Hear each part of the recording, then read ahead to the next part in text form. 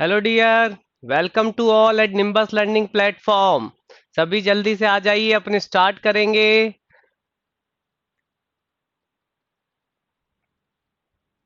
I am still waiting.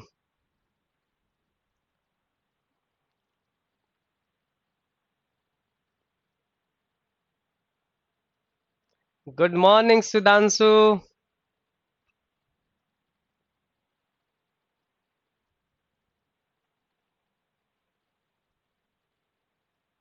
Good morning Umesh, good morning. कल कहाँ चले गए थे उमेश? कल थे या नहीं क्लास में?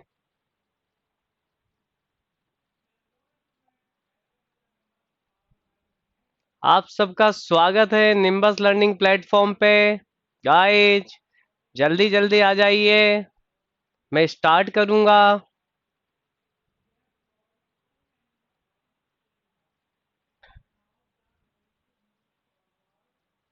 चलिए गाइज, हम स्टार्ट करें, यस या no? Everyone should be reply. कल वाला सबने रिवाइज कर लिया आई थिंक। कल वाला सबने रिवाइज कर लिया आई थिंक।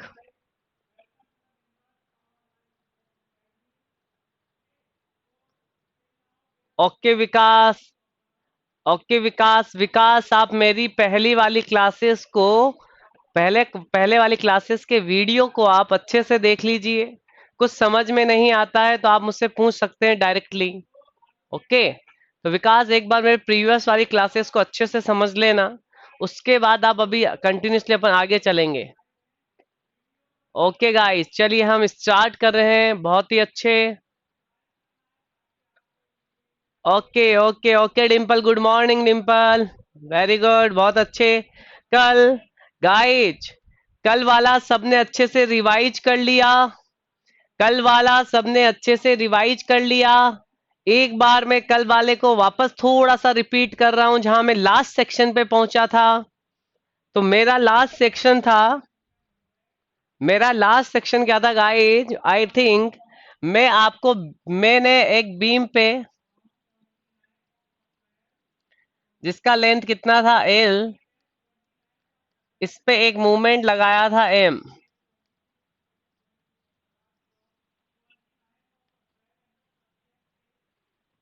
गाइज मुझे रिप्लाई करो, कल क्या अपन यही चीज देख रहे थे अच्छे से? कल क्या यही चीज देख रहे थे कि एक मूवमेंट, एक अपन ने बीम लिया, उस पे मूवमेंट लगाया एम, और इस मूवमेंट की वजह से गाइज कल ये बीम बेंड हो गई थी। कितने एंगल पे? थीटा एंगल पे। कितना लेंथ? तो गाइज इसका लेंथ अपने पास एल था, सॉरी ये आर था, और ये वाली लेंथ गाइज एल थी।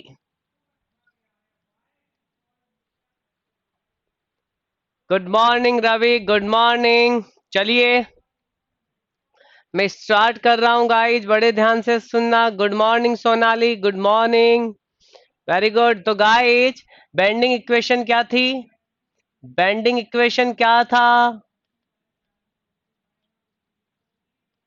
That is the M upon I equal to E upon R equal to sigma upon Y.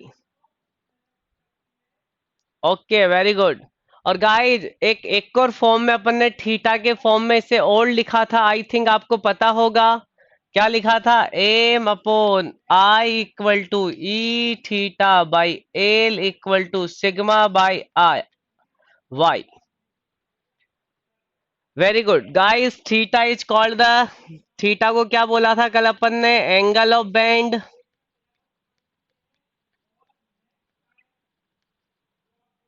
Angle of bend, ठीक है।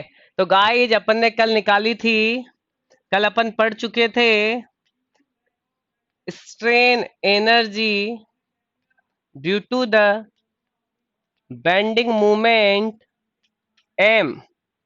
तो कल फाइनली फॉर्मूला क्या आया था? Good morning Sanju, good morning. कल फाइनली क्या आया था? 1/2 एम इंटू थीटा। ये तो मैंने आपको बताया था कि एम फोर्स लगा रहे हैं, फोर्स मतलब मूवमेंट लगा रहे हैं, उस मूवमेंट की वजह से कितना डिफॉर्मेशन आ रहा है? तो थीटा डिफॉर्मेशन आ रहा है, ठीक है गाइज। और गाइस इसी में अपन ने यहाँ से थीटा इक्वल टू क्या पुट कर लिया था, इन दोनों से अपन ने थीटा इक्वल टू कितना पुट कर लिया था, M L upon E I. तो गाइस यहाँ से अपना बन गया था M square L upon 2 EI, that is the strain energy stored in the body due to the bending moment। Guys ये फॉर्मूला आगे भी काम आएगा, मैं इससे 5 से 10 क्वेश्चंस और करूंगा। तो जब मैं आपको डिफ्लेक्शन के कुछ क्वेश्चंस कराऊंगा तो गाइस बिल्कुल ध्यान से ये फॉर्मूला याद रखना आप सब। ओके, चलिए यहां तक अपने पास हो चुका था। अब अपन इसमें एक कदम आगे बढ़ेंगे। बिल्कुल बिल्कुल सोनाली, ये वाला फॉर्मूला मैंने लिख दिया और कल मैंने इसको अच्छे से समझाया था। तो मुझे जहां तक लगता है आपको कल बहुत बड़े अच्छे से समझ में आया था। ये तो मैंने रिवाइज किया था। अब गाइज मैं स्ट्रेन एनर्जी निकाल रहा हूं। अब गाइज मैं निकालूंगा strain energy, strain energy due to the torque T. अगर किसी बॉडी पे टॉर्क टी लगाया जाएगा तो उसकी वजह से कितनी स्ट्रेन एनर्जी आएगी।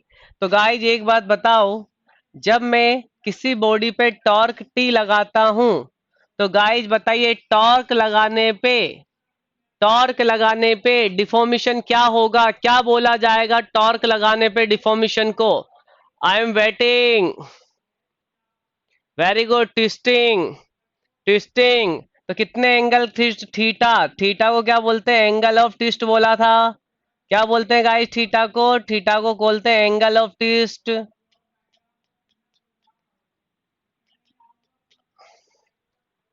अगर आपसे फिर स्ट्रेन एनर्जी पूछी जाए तो वही गाइस क्या फॉर्मूला था initially, that is the 1/2 P into delta L, यही था। तो 1/2 की जगह 1/2, वहां फोर्स P लगाया था, यहाँ फोर्स की जगह टॉर्क T लगाएंगे। वहां उस फोर्स की वजह से डेल एल डिफॉर्मेशन या इलोंगेशन आ रहा था, यहाँ कितना आ रहा है थीटा। तो guys that is the formula of strain energy due to the torque T। और guys what is the equation of torsional equation of torsion guys क्या थी, T by J equal to G theta by L equal to tau by small R. I think आप सबको ये remember होगी, आई think आप सबको ये चीज रिमेंबर होनी चाहिए। Very good Sanju. तो संजू यहाँ से थीटा इक्वल टू क्या लिखा जा सकता है, यहाँ से थीटा इक्वल टू लिखा जा सकता है टी एल अपॉन जीजे। तो क्या हो जाएगा guys, that formula become 1/2 T into theta put TL/GJ। तो guys that formula equal to T²L/2GJ।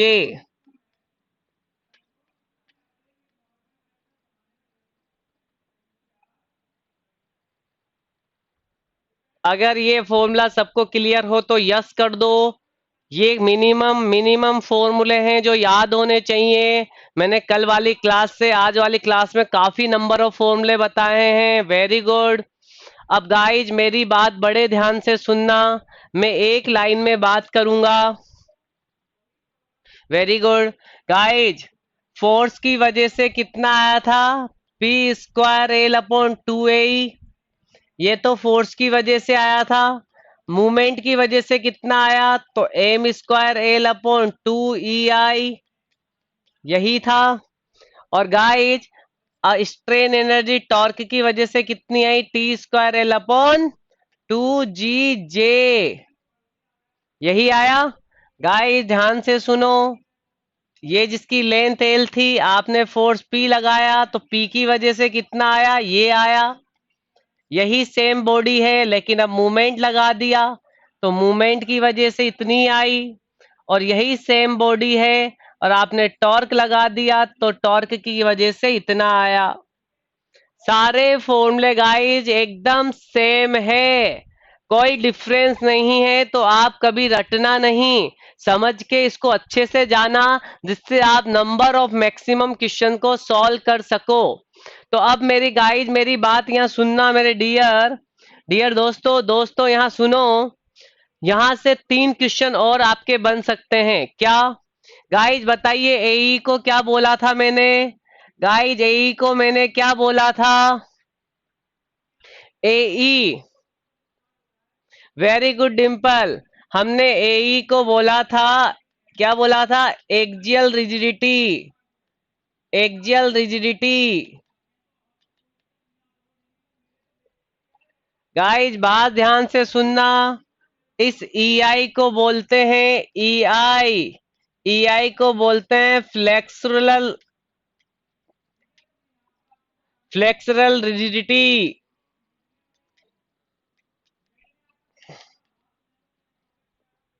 क्या बोलते हैं ईआई को? Flexural rigidity. इसी तरह माय डियर मेरे दोस्तों, इस जीजे को क्या बोला जाता है? तो इस जीजे को बोला जाता है टॉर्शनल रिजिडिटी। तो गाइज आज के बाद आपसे कुछ भी पूछ लिया जाए तो आप नंबर ऑफ क्वेश्चंस बनाने के लिए रेडी रहना ऑलवेज। अगर ये क्लियर हो तो थंब कर दो। अगर ये क्लियर हो तो थंब कर दो कि सर आज के बाद हम नहीं भूलेंगे। और गाइज इसी को आप बेंडिंग रिजिडिटी भी बोल सकते हो।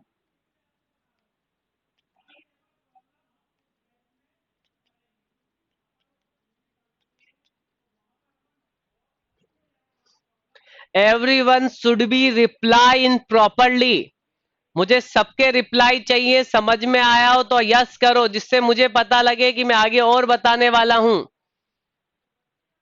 ये भी क्वेश्चंस आपके अभी एसएससी जेईएन में ये वाला क्वेश्चन आई थिंक देखने को मिला था, ये वाला एई वाला। ठीक है, ईआई ये सब आ जाते हैं कि बताइए फ्लेक्सुरल रिजिडिटी क्या होगी, पता होना चाहिए कंसेप्ट। गाइज इसके बाद में एक और क्वेश्चन यही बताऊंगा आपको, तो ध्यान से देखो। गाइज अगर इनके नीचे, गाइज अगर एई के नीचे एल से डिवाइड कर दे, बोलो मैंने क्या बताया था? बोलो मैंने क्या बताया था? एई अपॉन एल को क्या बताया था? Everyone should be reply. Very good Dimple. Dimple बहुत अच्छे से पढ़ रही है। डिम्पल ने कहा that is called the axial stiffness. Axial stiffness. Very good उमे Sonali Umesh, very very good, बहुत अच्छे। ये वाला टर्म देखो guys, A upon L that is called the axial stiffness. इसे एक्जियल स्टिफनेस बोला जाएगा। वेरी गुड, बहुत अच्छे। गाइस सबको क्लियर था? ये मैंने बताया था, डेरिवेशन भी किया था। आ, विकास विकास इसका मैंने एक डेरिवेशन किया है, तो आप प्रीवियस क्लास को अच्छे से मेरी को पढ़ लेना। बिल्कुल good Sudhanshu, Sudhanshu very good, बहुत अच्छे। ओके गाइस अब ध्यान से सुनना माय डियर। अगर इस ईआई के नीचे, ईआई के नीचे एल से डिवाइड कर देंगे, गाइज ईआई के नीचे एल से डिवाइड कर देंगे तो that that is called the flexural stiffness या बेंडिंग स्टिफनेस। याद रखना guys, what is the flexural stiffness या बेंडिंग स्टिफनेस? बेंडिंग स्टिफनेस या फ्लेक्सरल क्या होता है? इस ईआई के नीचे एल से कर दो। इसी तरह गाइज अगर इस जीजे के नीचे एल से डिवाइड कर देंगे तो that is become the torsional stiffness.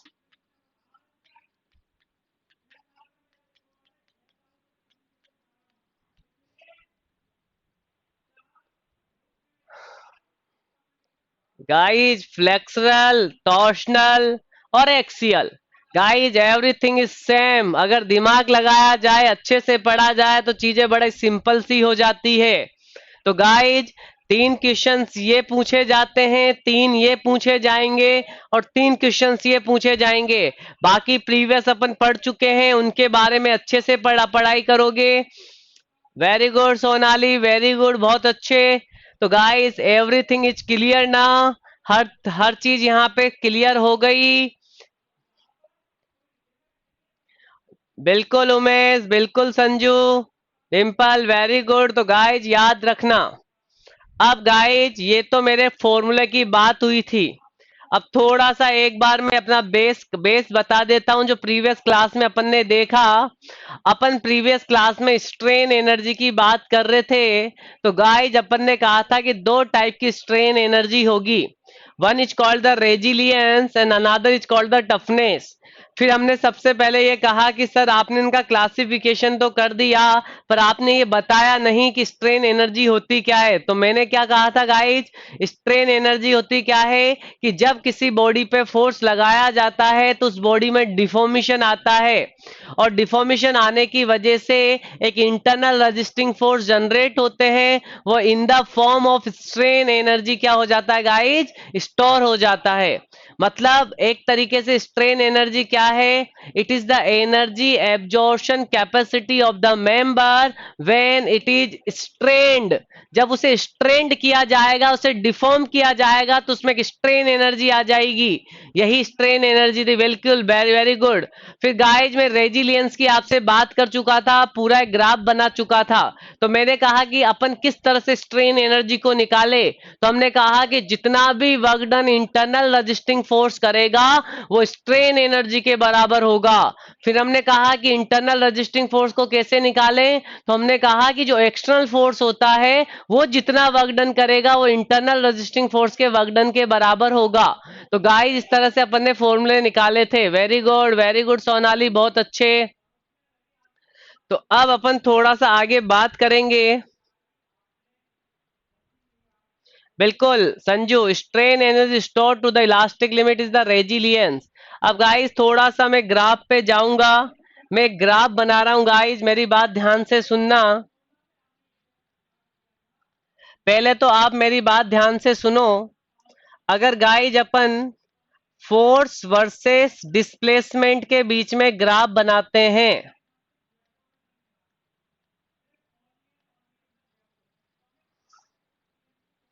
Force versus displacement के बीच में अगर गाइस अपन एक ग्राफ बनाते हैं, तो ये ग्राफ कुछ ऐसा बन के नजर आएगा।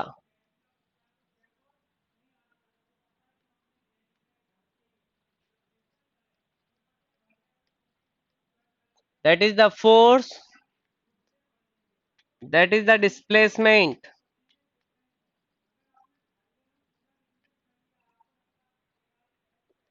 तो guys, Dimple Dimple only plastic plastic limit, sorry elastic limit तक। डिम्पल, अगर इलास्टिक लिमिट तक जो स्ट्रेन एनर्जी स्टोर्ड होती है उसे रेजिलियंस बोलते हैं, उसे रेजिलियंस बोलते हैं। और अप टू द फ्रैक्चर तक जो होती है उसे अपन टफनेस बोलेंगे। अभी पढ़ाया नहीं, मैंने पढ़ाऊंगा। तो गाइज मेरी बात बड़े ध्यान से सुनना।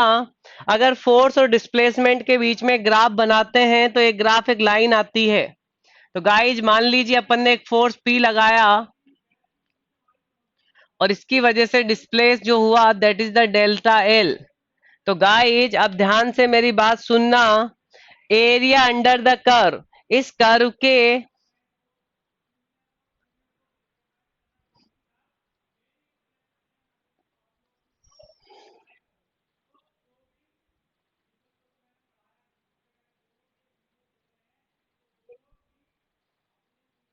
बिल्कुल समझो संजो, बिल्कुल सही है। गाइज वीडियो क्लियरली दिखाई दे रहा है आप सबको? वीडियो में कुछ प्रॉब्लम हो तो मुझे कंफर्म करो।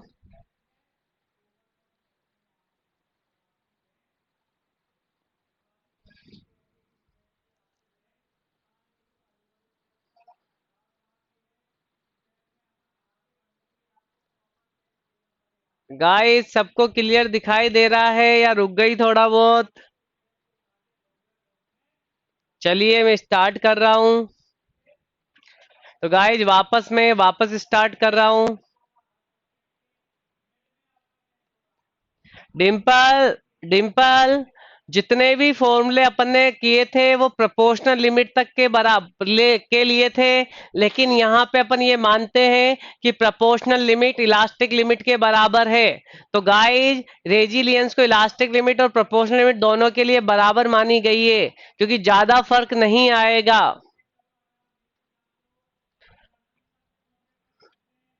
गाइज मेरी बात बड़े ध्यान से सुनना। बेस्ट सुटेबल इलास्टिक लिमिट लगाओ, आप डोंट वरी इलास्टिक लिमिट लगाओ। गाइज इस वाले कर्व का एरिया अंडर द कर्व कितना होगा? कितना होगा मुझे बताओ। Area under the curve, area under the curve of load versus deformation या डिस्प्लेसमेंट। गाइस बताओ एरिया कितना इसका, इस कर्व का एरिया कितना? Okay Sonali, I will repeat, मैं रिपीट कर रहा हूं, ध्यान देना। मैंने फोर्स वर्सेस डिस्प्लेसमेंट के बीच में ग्राफ बनाया। ये ग्राफ एक लाइन आई, मैंने यहां तक पी फोर्स लगाया और इसकी वजह से डेल एल डिफॉर्मेशन आया। अब मैं ये कह रहा हूं कि इसका एरिया अंडर द कर्व क्या होगा। तो ये तो कर्व क्या हो रहा है, एरिया 1/2, क्योंकि ट्राइंगल है, ट्राइंगल का एरिया क्या होता है 1/2 बेस इंटू हाइट। गाइज यही होगा, यही होगा। अब मुझे ध्यान से बताओ ये वाली चीज किसको रिप्रेजेंट कर रही है गाइज? ये चीज किसको रिप्रेजेंट कर रही है? ये वाला फॉर्मूला तो मैंने कहीं देखा देखा लग रहा है, बताओ किसको रिप्रेजेंट कर रहा है? तो ये आपका किसको रिप्रेजेंट कर रहा है? स्ट्रेन एनर्जी को। और किस टाइप की strain energy? That is the resilience. किस टाइप का? रेजिलियंस।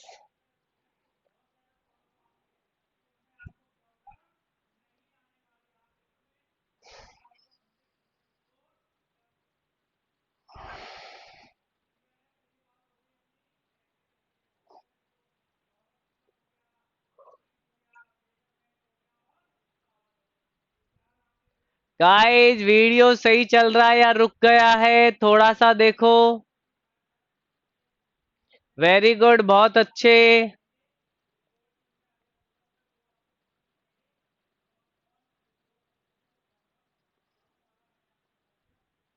चलिए हम स्टार्ट करेंगे अब। तो मेरी बात बड़े ध्यान से सुनना। गाइस वीडियो क्लियर आ रहा है, कोई दिक्कत नहीं आ रही है? एक बार कंफर्म करो, एक बार कंफर्म करो। ओके वीडियो रुक गया ना गाइस, मैं सही करवाता हूँ, रुको।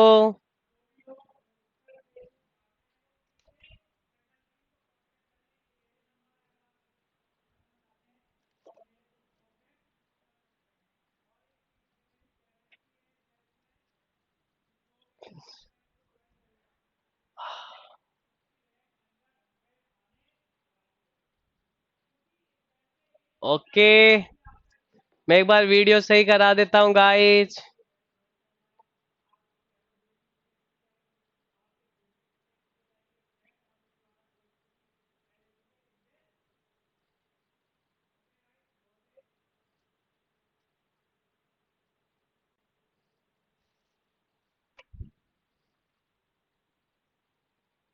चलिए गाइस वीडियो रुक गया है, मैं थोड़ा वीडियो सही करा देता हूँ एक बार पहले।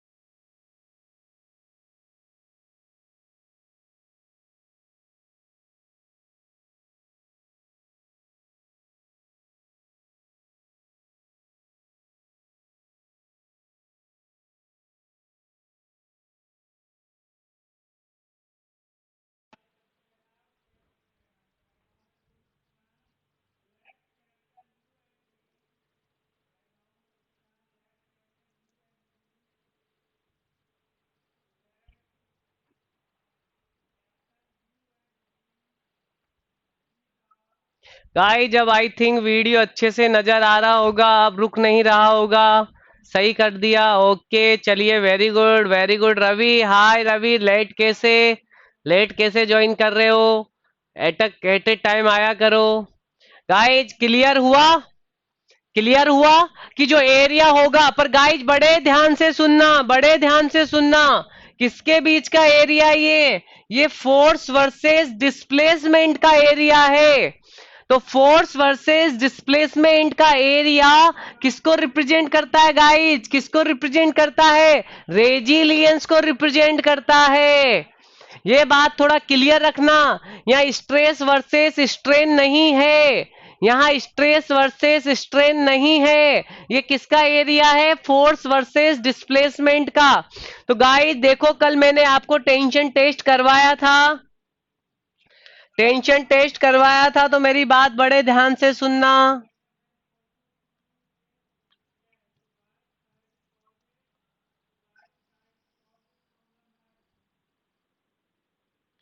गाइस देखो ध्यान से, मैं एक मैं बना रहा हूं फोर्स मतलब लोड, डिफॉर्मेशन या डिस्प्लेसमेंट जो भी बोलना चाहो, व्हाट यू वांट टू से, जो भी आपका इस विचार हो। इसके बीच में अपन क्या करते हैं गाइज, कल अपन ने ध्यान हो तो P इक्वल टू 0 लगाया था, तो डेल एल इक्वल टू 0 मिला था। फिर P इक्वल टू P1 बढ़ाया था ग्रेजुअली, तो del L equal to del L one मिला था। इसी तरह से गाइज अपन P इक्वल टू PPL तक लेके गए थे, या इलास्टिक लिमिट तक लेके गए थे फोर्स को, तो इलोंगेशन भी अपन को गाइज इलास्टिक लिमिट या प्रोपोर्शनल लिमिट तक मिलेगा। अब इन सब को मैं इस वाले पे डिनोट करूंगा, तो मेरी बात बड़े ध्यान से सुनना। ये 0 यहां पे आ गया, कुछ 1 मान लीजिए, और गाइस जब इन सब पॉइंट्स को मिलाएंगे तो एक लाइन आएगी। मेरी बात बड़े ध्यान से सुनना। कितना फोर्स लगाया यहाँ, P1 फोर्स लगाया, तो कितना इलोंगेशन मिला, that is the delta L1। अब गाइज पहले आप ध्यान से सुनो, फिर अपन ने फोर्स लगाया कितना, थोड़ा फोर्स ग्रेजुअली बढ़ाया, तो P2 बढ़ाया, तो गाइज यहाँ पे स्ट्रेन एनर्जी कितनी, सॉरी यहाँ पे इलोंगेशन कितना मिला, डेल्टा L2। फिर अपन ने गाइज डियर, अपन ने यहाँ P इक्वल टू PPL या PEL इलास्टिक लिमिट बोल दो, मतलब फोर्स आपने इलास्टिक लिमिट तक लगाया, तो अपन को इलोंगेशन मिला, कहां तक मिला, तो इलोंगेशन अपन को इलास्टिक लिमिट तक मिला। अब डियर मेरी बात बड़े ध्यान से सुनना। Area under the curve, guys ये वाला एरिया मुझे बताओ कितना है, इस ये ब्लैक कलर का एरिया गाइज कैलकुलेट करो, कैलकुलेट करो ब्लैक कलर का एरिया। गाइज इसका एरिया आ रहा है 1/2 P1 into delta L1। Guys बताओ ये किसको रिप्रेजेंट कर रहा है, गाइस डियर बताओ ये किसको रिप्रेजेंट कर रहा है, ये तो U1 को रिप्रेजेंट कर रहा है, बिल्कुल U1 यानी क्या guys, resilience, resilience, resilience due to load, due to load P1, load P1 की वजह से जो रेजिलियंस आया है, या लॉर्ड P1 की वजह से जो स्ट्रेन एनर्जी स्टोर्ड हुई है डियर, वो इतना हुआ है। अब आ जाओ डियर, डियर ये देखो, ये वाला एरिया देखो, ये वाला एरिया देखो गाइज, ये वाला एरिया देखो, that is the 1/2 P2 into delta L2। तो गाइज ये किसको रिप्रेजेंट कर रहा है, U2, U2 यानी guys resilience, resilience due to load, due to load P2, P2 की वजह से जितनी स्ट्रेन एनर्जी स्टोर्ड होगी वो आ गई। अब गाइज मेरी बात बड़े ध्यान से सुनना,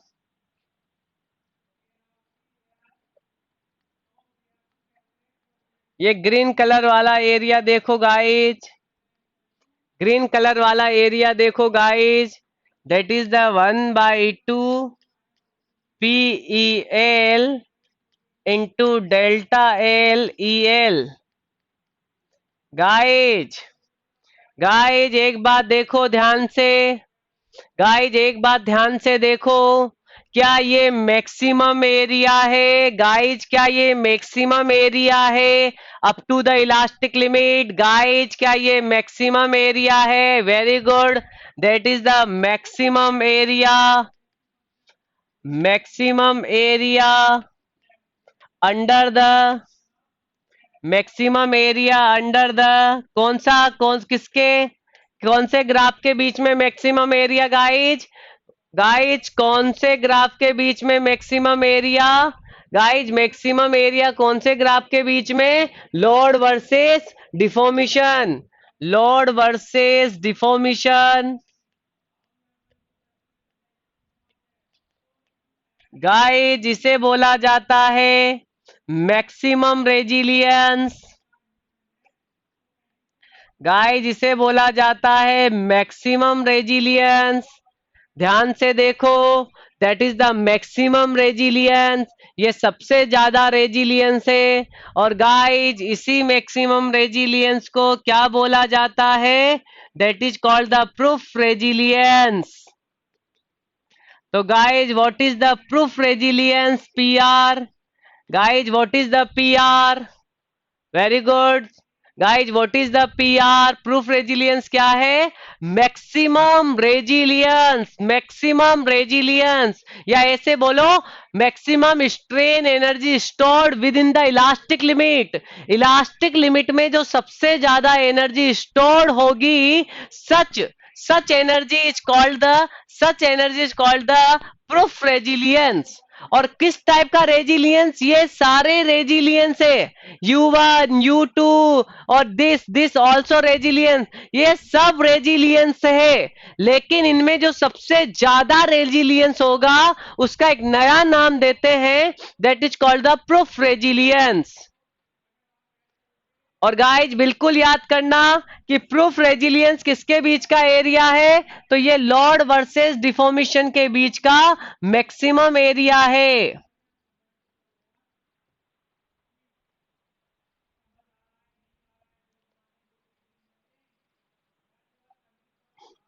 चलिए बात करें आगे।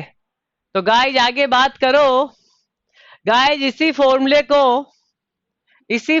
को स्ट्रेस के टर्म में कैसे लिखेंगे? स्ट्रेस के टर्म में कैसे आएगा? तो गाइज 1/2, गाइज इसके नीचे किससे डिवाइड करें कि स्ट्रेस बन जाए? गाइज इसके नीचे किससे डिवाइड करें कि स्ट्रेस बन जाए? जल्दी जल्दी, एरिया तो सिग्मा ई एल। गाइज इसके नीचे किससे डिवाइड करें कि स्ट्रेन बन जाए? गाइज इसके नीचे किससे डिवाइड करें कि स्ट्रेन बन जाए? लेंथ, तो ये बन गई स्ट्रेन।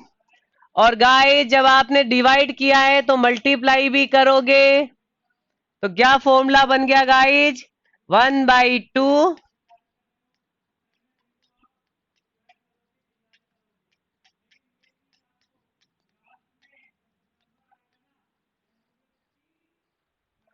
गाइज ये लॉर्ड वर्सेस डिफॉर्मेशन, ये आपका स्ट्रेस स्ट्रेन और वॉल्यूम आ गया इसमें। तो प्रूफ रेजिलियंस का ये भी फॉर्मूला हो सकता है, ये भी फॉर्मूला हो सकता है। अगर क्लियर हो तो अगले वाले टर्म पे बढ़ूं, अगर क्लियर हो तो आगे बढ़ूं।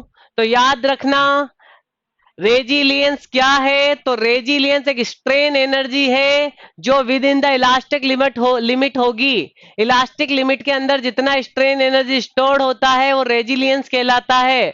लेकिन जो मैक्सिमम होगा, मैक्सिमम स्ट्रेन एनर्जी जो इलास्टिक लिमिट के अंदर स्टोर होगी, उसको अपन प्रूफ रेजिलियंस बोलेंगे। गाइज गाइज क्या बोलेंगे? उसे हम प्रूफ रेजिलियंस बोलेंगे। वेरी गुड, चलिए आगे बढ़ेंगे, एक एक कदम आगे बढ़ते हैं। गाइज मेरी बात ध्यान से सुनना। एक और पूछा जाता है modulus of resilience, modulus of resilience, that is called the MR।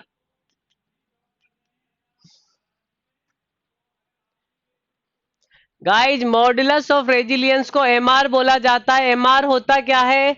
तो guys MR is the ratio of proof resilience, proof resilience to the volume of body.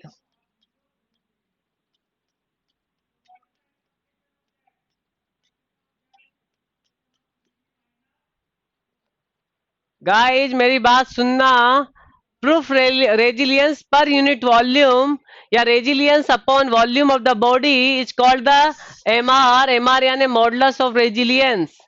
अब एक बात बड़े ध्यान से सुनना गाइज, प्रूफ रेजिलियंस का फॉर्मूला भी बनाया, 1/2 stress into strain into volume divide by volume. तो गाइज वॉल्यूम से वॉल्यूम कैंसिल हो गया, तो ये क्या आ गया, 1/2 stress into strain up to the elastic limit. तो गाइज ये किसका फॉर्मूला हो गया, दैट इज द एमआर। अब इसको मैं ग्राफ पे रिप्रेजेंट करूंगा, अब इसे मैं ग्राफ पे रिप्रेजेंट करूंगा। तो डियर, जब मैं इसे ग्राफ पे रिप्रेजेंट करता हूं, तो अब मुझे ग्राफ स्ट्रेस वर्सेस स्ट्रेन के बीच में बनाऊंगा।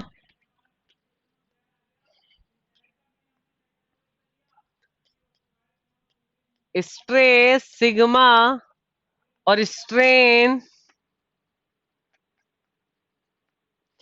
और गाइज अगर मैं इसको कहां तक लगाना है अपन को, पीएल और ईएल तक, तो गाइज इसके करस्पॉन्डिंग जो स्ट्रेस होगी that is the sigma, that is the sigma EL,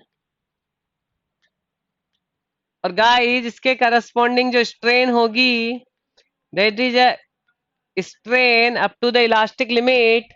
अब गाइज इसका एरिया निकालो ध्यान से, गाइज इस वाले स्ट्रेस स्ट्रेन कर्व का एरिया निकालो। इसका एरिया क्या आएगा, that is the 1/2 stress into strain. Guys ये किसको रिप्रेजेंट कर रहा है, गाइज ये किसको रिप्रेजेंट कर रहा है, एमआर को। तो एमआर क्या होता है guys, area, area under the curve, area under the curve of stress versus strain, stress versus strain, stress versus strain, area under the curve of stress versus strain.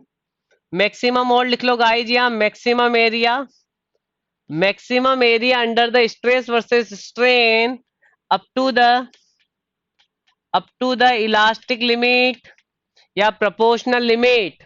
ये किसको रिप्रेजेंट करेगा, ये MR को represent करेगा। और PR में किस किस के बीच का एरिया होगा, पीआर में किस किस के बीच का एरिया होगा, तो पीआर में आपके पास फोर्स वर्सेस डिफॉर्मेशन के बीच का एरिया होगा। गाइज अच्छे से समझ लेना, एमआर और पीआर दो अलग एरिया को रिप्रेजेंट करते हैं। अगर पीआर की बात करोगे तो लोड वर्सेस डिफॉर्मेशन आएगा, और एमआर की बात करोगे तो स्ट्रेस वर्सेस स्ट्रेन आएगा। गाइज अगर क्लियर हो तो थंब कर दो, थोड़ा सा नोट कर लो एक बार, मैं सामने से हट जाता हूं।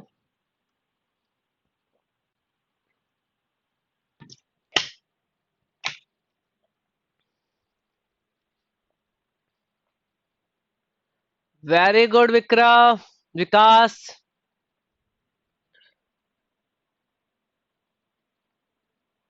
चलिए हम आगे बढ़ेंगे अब, गाइज हम आगे बढ़ेंगे।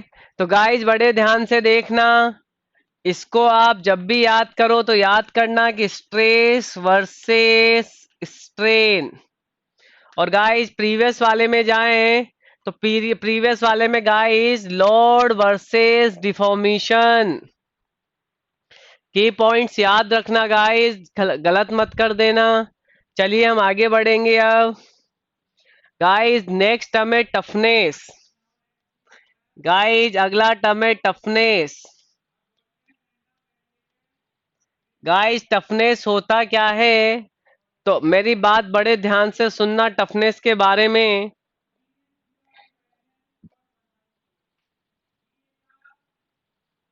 गाइस जब अपन स्ट्रेस स्ट्रेन डायग्राम बनाते हैं, मैंने बनाया भी था, तो कुछ ऐसा बना था आई थिंक।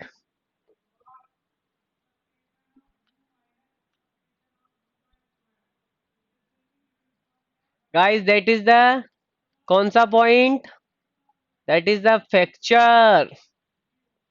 गाइज कौन सा point, that is the fracture. अब गाइज मेरी बात बड़े ध्यान से सुनना। अगर किसी भी बॉडी को फ्रैक्चर करवाना है, तो गाइज अगर किसी भी बॉडी को फ्रैक्चर कराना है तो इतना एनर्जी का रिक्वायरमेंट होगा। गाइज अगर किसी भी चीज को क्रैक करना है या फ्रैक्चर करवाना है तो मिनिमम जितनी एनर्जी का रिक्वायरमेंट होता है वो उसकी टफनेस, उसको उसकी टफनेस एनर्जी बोलते हैं।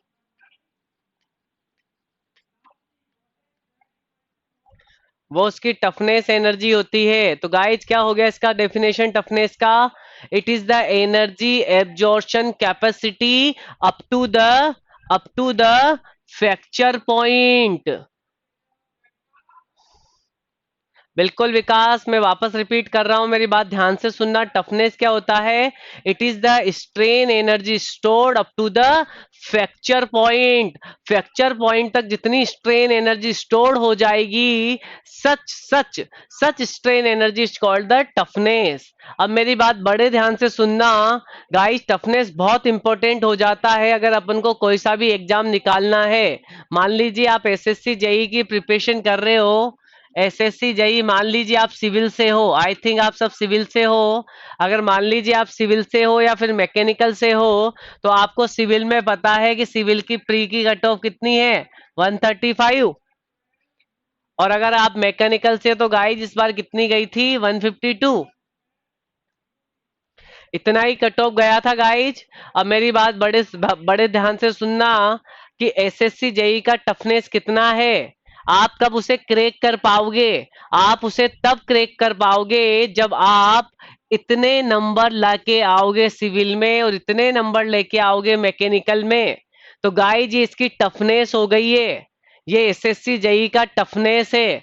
अगर आपने इसके लिए इतनी एनर्जी नहीं दी, आपने इसके अंदर इतनी एनर्जी को पुट नहीं किया, बिल्कुल सुधांशु, बिल्कुल सिद्धांशु मेरी बात ध्यान से सुनना। वेरी गुड, आप सब मैकेनिकल से हो, वेरी गुड, बहुत अच्छे।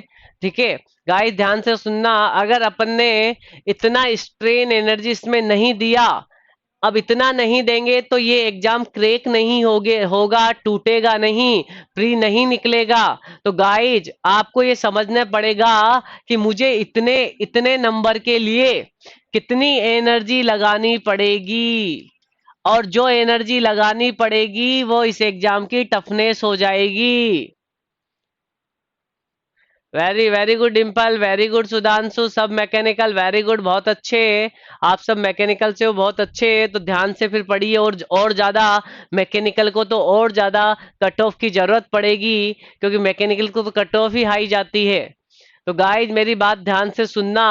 आपको अगर 152 मार्क्स लेके आने हैं तो आपको एक एक आइडिया होना चाहिए कि मुझे कितनी एनर्जी लगाऊं। अब आपको पता लग गया कि मुझे एनर्जी लगानी है, मान लीजिए 6 आवर्स पर डे।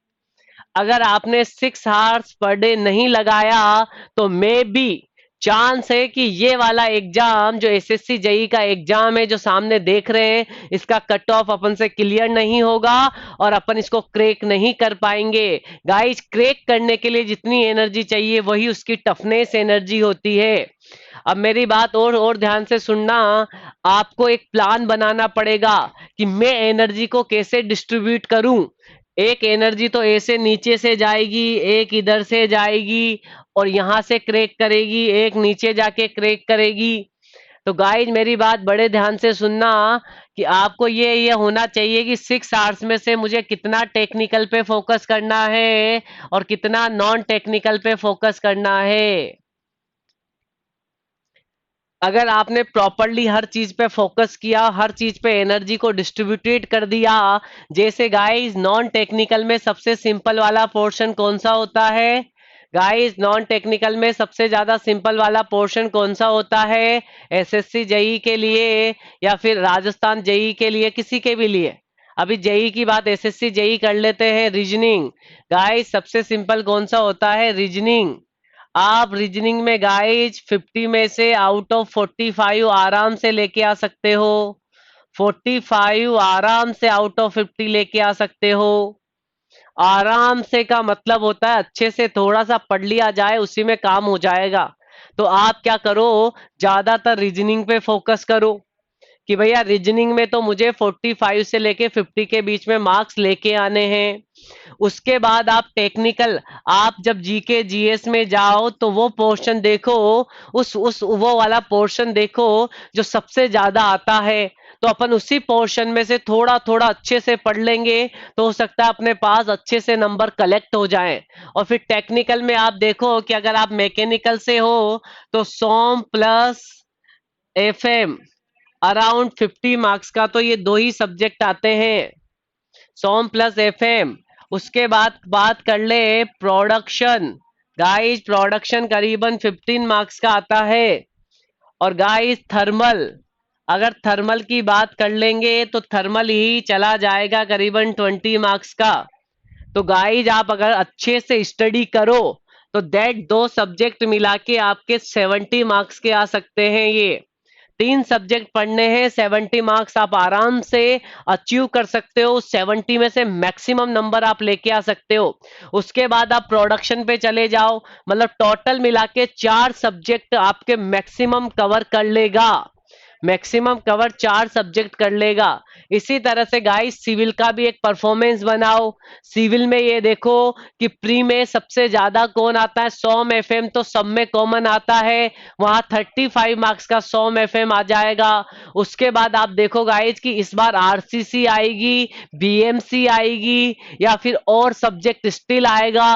किसका वेटेज ज्यादा होगा उनको सबसे पहले अच्छे से कवर कर लो, maximum number of questions, maximum concept निकाल लो। फिर देखो आपका कैसे सिलेक्शन नहीं होगा। तो गाइस यही क्या है, यही टफनेस है। आपको पता लग गया गाइज, आपको ये चीज पता लग गई कि किस तरह से मैं अपने टफनेस, अपनी एनर्जी को डिस्ट्रीब्यूट करूंगा। पहले तो पता करना है कि इतने नंबर लाने के लिए कितनी एनर्जी लगानी पड़ेगी, इस एनर्जी के लिए कितने नंबर, कितने घंटे पढ़ने पड़ेंगे। को तो गाइस टफनेस आई थिंक आपको समझ में आ गया होगा। टफनेस क्या है? किसी भी चीज को फ्रैक्चर करवाने के लिए, किसी भी चीज को क्रैक करने के लिए जो एनर्जी चाहिए, such energy is called the toughness. अगर सबको क्लियर हो तो यस कर दो, मैं आगे बढ़ूंगा। Very good Sanju, very good Vikas. चलिए गाइज हम आगे बढ़ते हैं, अब थोड़ा और स्टडी करते हैं। तो ये मेरा पूरा मैंने पढ़ा दिया आपको। अब मैं क्वेश्चंस पे आ जाता हूं। गाइज अब आप ही बता दो 48 नंबर के क्वेश्चंस का आंसर क्या होगा? 48 नंबर के क्वेश्चंस का आंसर क्या होगा?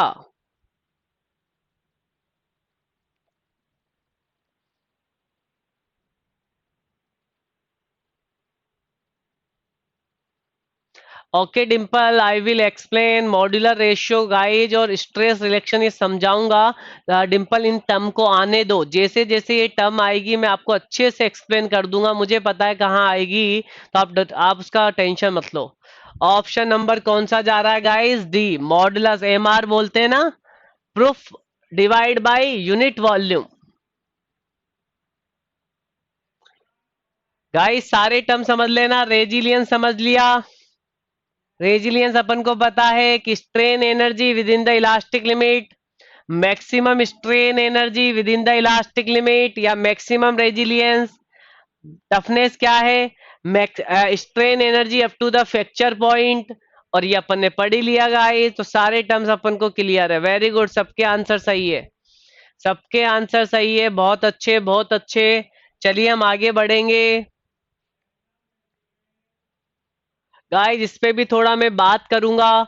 इस पे मैं आपको इस वाले टॉपिक से रिलेटेड 5 से 10 क्वेश्चंस मैं आपको करवाऊंगा। तो आप बड़े ध्यान से 49 के बारे में जानने से पहले, बिल्कुल आपको आंसर पता है, वेरी गुड, पर थोड़ा कंसेप्ट समझो। इससे बहुत क्वेश्चंस आते हैं, तो मैं इसके कंसेप्ट की बात करूंगा। तो चलो इसके कंसेप्ट की बात करते हैं।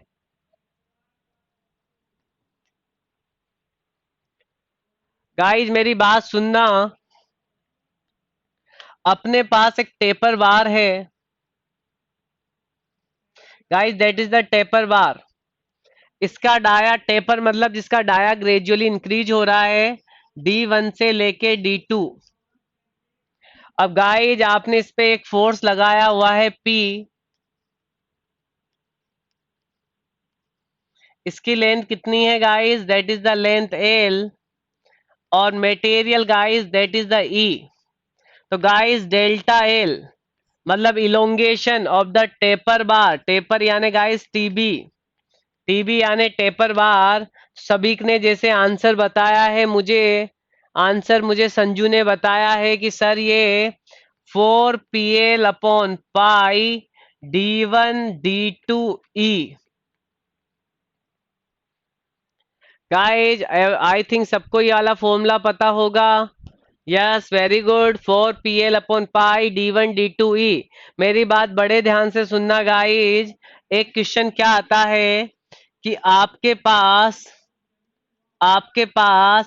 एक टेपर बार है, आपके पास एक टेपर बार है जिसका लेंथ L है।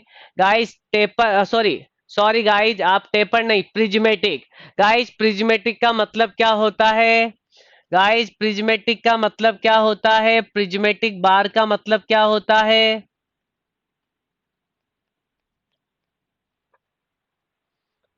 वेरी गुड डिम्पल, डिम्पल ने बहुत सही आंसर दिया है। गाइस प्रिज्मेटिक स्ट्रक्चर क्या होते हैं, ऐसे स्ट्रक्चर जिनका cross section area through out the dimension या थ्रू आउट द लेंथ, जो भी आप बोलना चाहो, through out the length should be constant.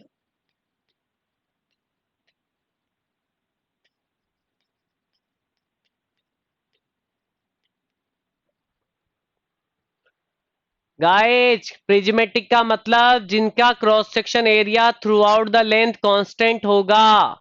अब मेरी बात बड़े ध्यान से सुनना। अगर एरिया कांस्टेंट होगा तो गाइस इसकी डाया डी हर जगह सेम होगी। बिल्कुल। अब मैंने इस पे भी सेम फोर्स पी लगाया, सेम लेंथ एल रखी, सेम मटेरियल ई। गाइस डेल्टा एल पीबी का फॉर्मूला क्या होता है, प्रिज्मेटिक बार का डेल्टा एल का फॉर्मूला क्या होता है।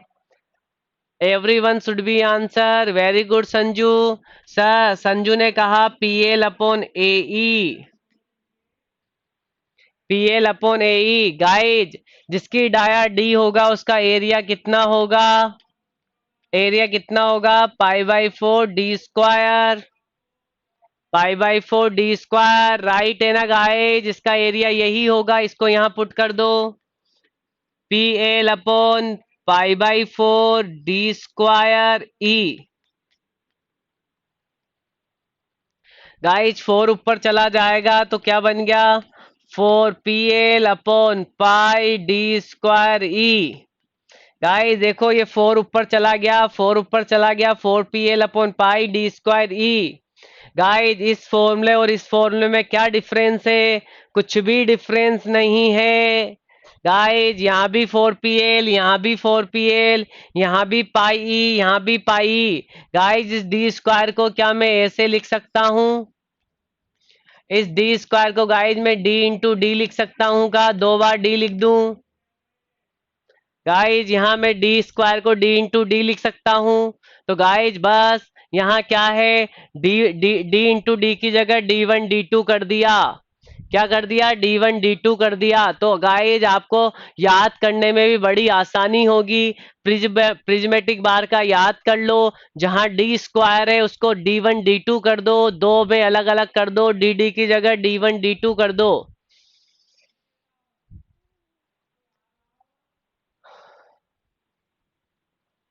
चलिए मैं आगे बढ़ूं, मैं आगे बढ़ूंगा। देखो गाइज एक क्वेश्चन ये पूछ लिया जाता है, एक क्वेश्चन ये पूछ लिया जाता है। अगला देखो गाइज, इसमें अगला क्वेश्चन क्या पूछेगा, वो बोलेगा कि बताइए for the for the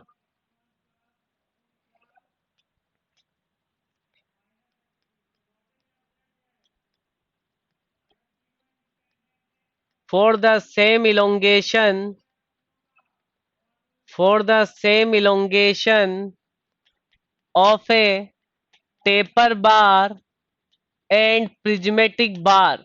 guys guys मैं अब दोनों का इलोंगेशन क्या करना चाहता हूं, सेम। मेरी बात बड़े ध्यान से सुनना।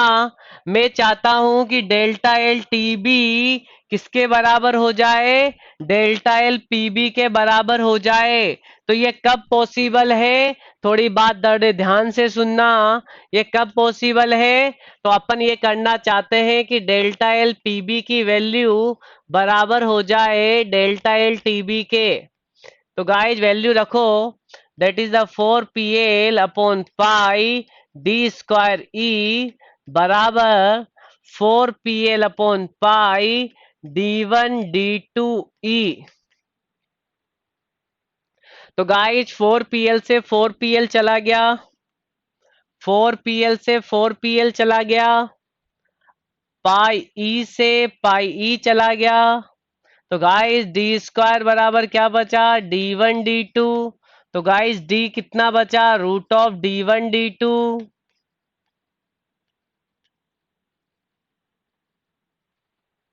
तो गाइस ये क्वेश्चन भी पूछ लिया जाता है कि दोनों के सेम इलोंगेशन के लिए जो डाया होना चाहिए प्रिज्मेटिक बार का, किसका गाइस, प्रिज्मेटिक बार का डाया, वो क्या होना चाहिए, रूट ऑफ D1 D2 होना चाहिए। टेपर बार का, टेपर बार की डाया का रूट ऑफ D1 D2 होना चाहिए। अगर यहां तक क्लियर हो तो एक बार थंब कर दो। वेरी गुड डिम्पल, मैं आगे बताने वाला हूं, थोड़ा ध्यान दो। गाइज यहां तक अगर क्लियर हो तो एक बार थंब कर दो, यस कर दो, जिससे मैं आगे बढ़ूं।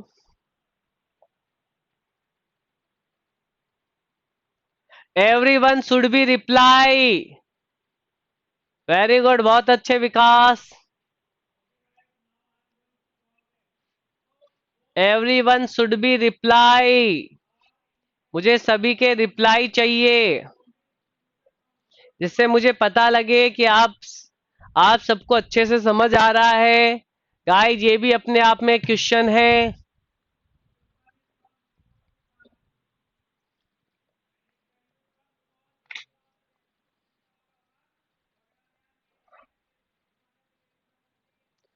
चलिए वेरी गुड। तो माय डियर डियर फ्रेंड समझना। Very good very good. अब गाइज एक चीज देखिए, अपने पास दो क्वांटिटी है x1 और x2। गाइज अपने पास दो क्वांटिटी है x1 और x2। गाइज इनका अर्थमेटिक मीन कितना होगा, इनका अर्थमेटिक मीन कितना होगा, गाइज इनका अर्थमेटिक मीन कितना होगा। तो अर्थमेटिक मीन कितना होगा, x1 plus x2/2। Very good Dimple. और गाइस इनका ज्योमेट्रिक मीन क्या होता है, ज्योमेट्रिक मीन का मतलब गुणोत्तर माध्य। हिंदी में, हिंदी में क्या बोलते हैं, गुणोत्तर माध्य। तो इनका ज्योमेट्रिक मीन क्या होगा, इन दोनों का ज्योमेट्रिक मीन। सभी आंसर करो ज्योमेट्रिक मीन, अगर पता नहीं हो तो एक बार देखो। Very good very good. So Sanju, guys इनका ज्योमेट्रिक, इन दो क्वांटिटी का ज्योमेट्रिक मीन ये होगा।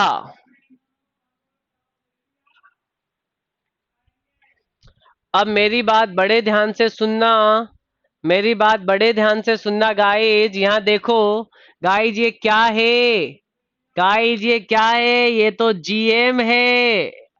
गाइज कम से कम ईएससी में, ईएससी के ऑब्जेक्टिव में 10 बार ये क्वेश्चन पूछा गया है। और अदर अदर एग्जाम में ये आता है। क्या आएगा गाइज, लैंग्वेज बता देता हूँ थोड़ा, लैंग्वेज में बता देता हूँ। गाइज यहाँ ये लिख लो, ये लैंग्वेज आएगा कि elongation of a prismatic bar and taper bar should be same if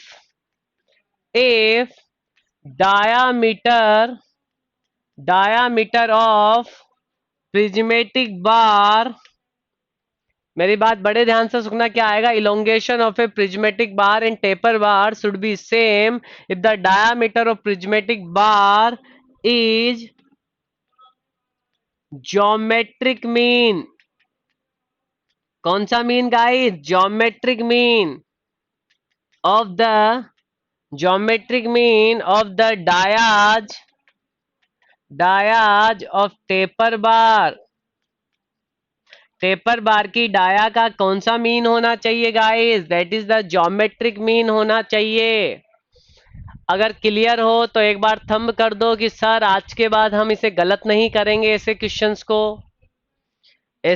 को हम सही से पूरा का पूरा कर लेंगे। यस या नो? बिल्कुल विकास।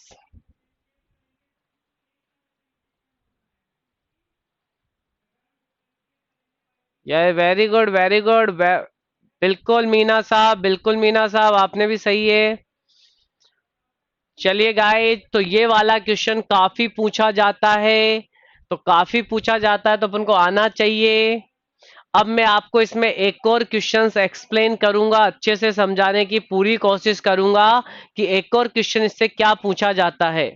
गाइस, इस पेपर बार से आजकल एक क्वेश्चन और मार्केट में आ रहा है, दैट इज द, उसे बोलते हैं percentage of error, in elongation.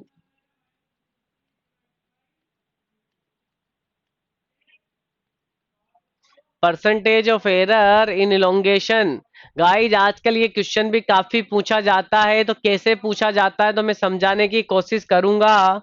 तो गाइज, इस तरह से पूछा जाता है कि आपके पास एक टेपर बार है, आप ना, ठीक है, क्या पूछ रहा है गाइस, ध्यान से सुनना।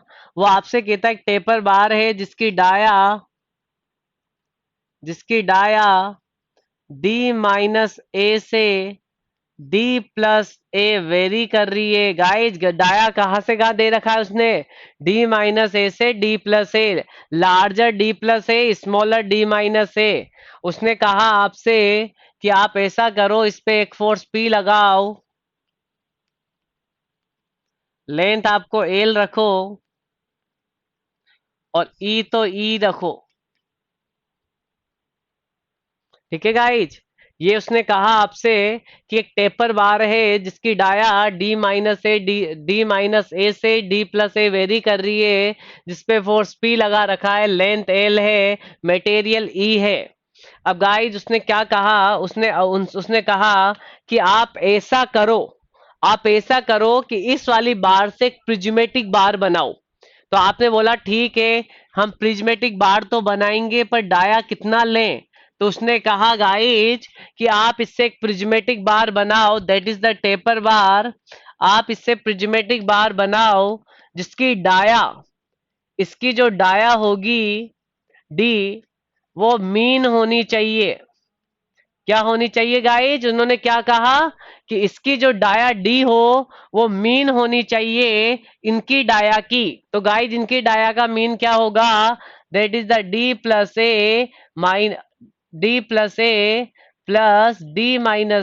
Divide by 2। तो कितनी आ गई गाइज? कितनी आ गई मीन? मीन कितनी आ गई? डी। तो डी डाया को लेके एक प्रिज्मेटिक बार बनाओ, और प्रिज्मेटिक बार बनाने के बाद सेम फोर्स पी लगाओ, सेम लेंथ एल रखो और सेम मटेरियल ई रखो। तो गाइस, ऐसा करने के बाद, बिल्कुल नहीं डिम्पल, D/2 कैसे हो जाएगा डिम्पल? डिम्पल, थोड़ा ध्यान से निकालो, मीन D/2 कैसे हो जाएगा? ए से ए कटेगा, 2D/2, तो कितना डिम्पल आएगा? D आएगा या D/2 आएगा? गाइज, क्लियर कर लो, D आएगा। अब उसने आपसे कहा कि बताइए परसेंटेज ऑफ एरर कितना होगा, percentage of error in elongation.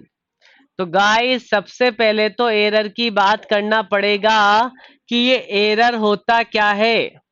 Guys सबसे पहले बात मैं एरर की करूंगा कि ये एरर होता क्या है। तो मेरी बात बड़े ध्यान से सुनना गाइस। एरर होता क्या है तो मैं बड़े सिंपल से एग्जांपल से आपको समझाने की कोशिश करूंगा। गाइस सुनिए। गाइस एरर क्या होता है तो मैं एरर के बारे में आपको एक चीज बताता हूँ, सुनो मेरी बात। गाइस आप यहाँ प्रिपरेशन करने आए हो जेई और एई की। ऐसा मानो गाइस आप जेई की प्रिपरेशन करने आए हो। किसकी प्रिपरेशन? जेई। गाइस अगर आप जेई की प्रिपरेशन करने आए हो तो आपका एम क्या है? जेई बनना। आपको ये जेई बनना है। मान लीजिए गाइज आपने तैयारी और अच्छी करी और आप एई बन गए, तो चाहिए तो जेई, मिला क्या गाइज? मिला क्या गाइज? एई। तो गाइज ये क्या है, जो चाहिए था उससे ज्यादा मिल गया। तो कौन सी एरर? Positive error. चाहिए ये था, मिल ये गया, तो इसे कहते हैं पॉजिटिव एरर। एक्चुअल में तो ये मतलब अपन को चाहिए तो था ये, पर एक्चुअल में मिल ये गया, तो that is called the positive error. Guys सुनना, अपन को जेई बनना था और अपन जेई बन गए। जो चाहिए था वो मिल गया, ना ज्यादा ना कम, तो ऐसे में जीरो एरर। और गाइज बनना जेई था पर कुछ ही नहीं बने, कुछ नहीं बने, नेगेटिव एरर, नेगेटिव एरर। तो गाइज बड़े ध्यान से सुनना, एरर क्या होती है। तो अपन को चाहिए तो ये इलोंगेशन, लेकिन मिल ये गया, तो इनके बीच में एरर कितनी? तो एरर कितनी गाइस? चाहिए तो था ये, बना ये दिया, तो एरर तो हो गई guys delta L TB minus delta L PB. Guys that is the error difference. चाहिए था, चाहिए ये, मिल ये गया। अब परसेंटेज निकालना है, तो आप डेल्टा एल टीबी से डिवाइड कर दो और इंटू कितना कर दो? 100, 100 कर दो। तो गाइज मेरी बात बड़े ध्यान से सुनना। डेल्टा एल टीबी कितना होगा? डेल्टा एल टीबी कितना होगा? तो 4 PL/पाई। गाइस D1 की जगह कितना है? D-A। D2 की जगह कितना है? D+A। और E की जगह E। तो गाइस इससे कितना हो गया ये? 4 PL/पाई E। गाइस D-A D+A क्या हो गया? D² - A²। क्लियर है ये? क्लियर है गाइज? फॉर्मूले में रख दिया है मैंने। और गाइज यहाँ डेल्टा एल पीबी कितना होगा? डेल्टा एल पीबी कितना होगा? That is the 4 PL/पाई D²E। Guys यही होगा पीबी और ये होगा टीबी। तो गाइज अब इन दोनों फॉर्मूले को इसमें रख देंगे और आंसर निकालेंगे। तो गाइज सब आंसर निकाल के बताओ। आपके लिए मैं आपको क्वेश्चन दे रहा हूं, पुट करो और सॉल्व करके बताओ। मैं वेट कर रहा हूं आप सबके आंसर का।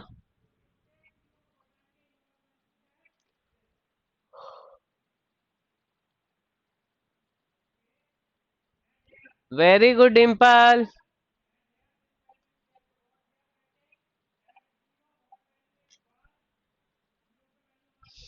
बाकी सब आंसर निकालो, सब अपना अपना आंसर निकालो। गाइज बहुत इंपॉर्टेंट फॉर्मूला बनेगा।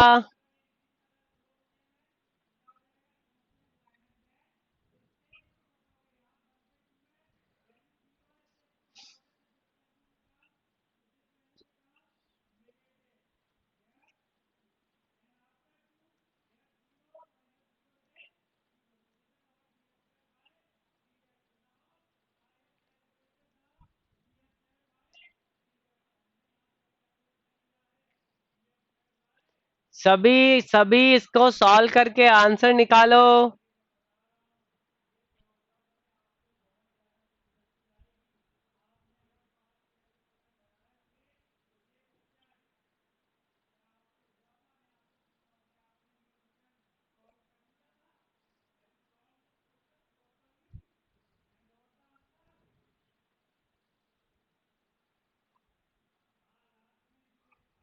Very good Sonali, very good, very good. सब सब आंसर निकालो।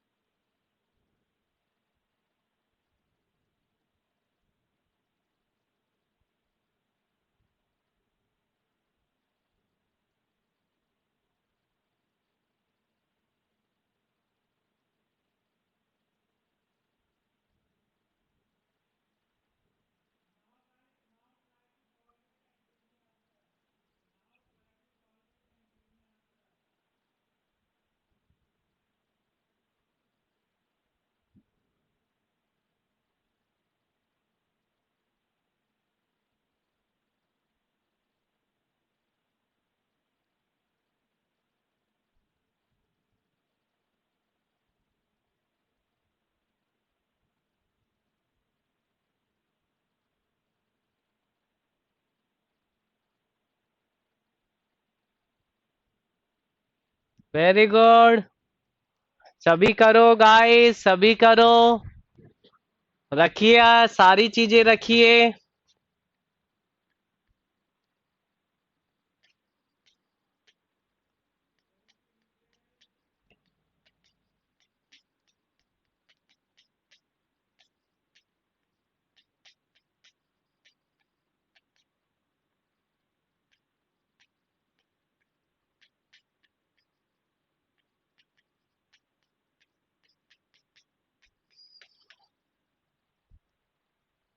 सभी करिए गाइज, मैंने रख दिया है।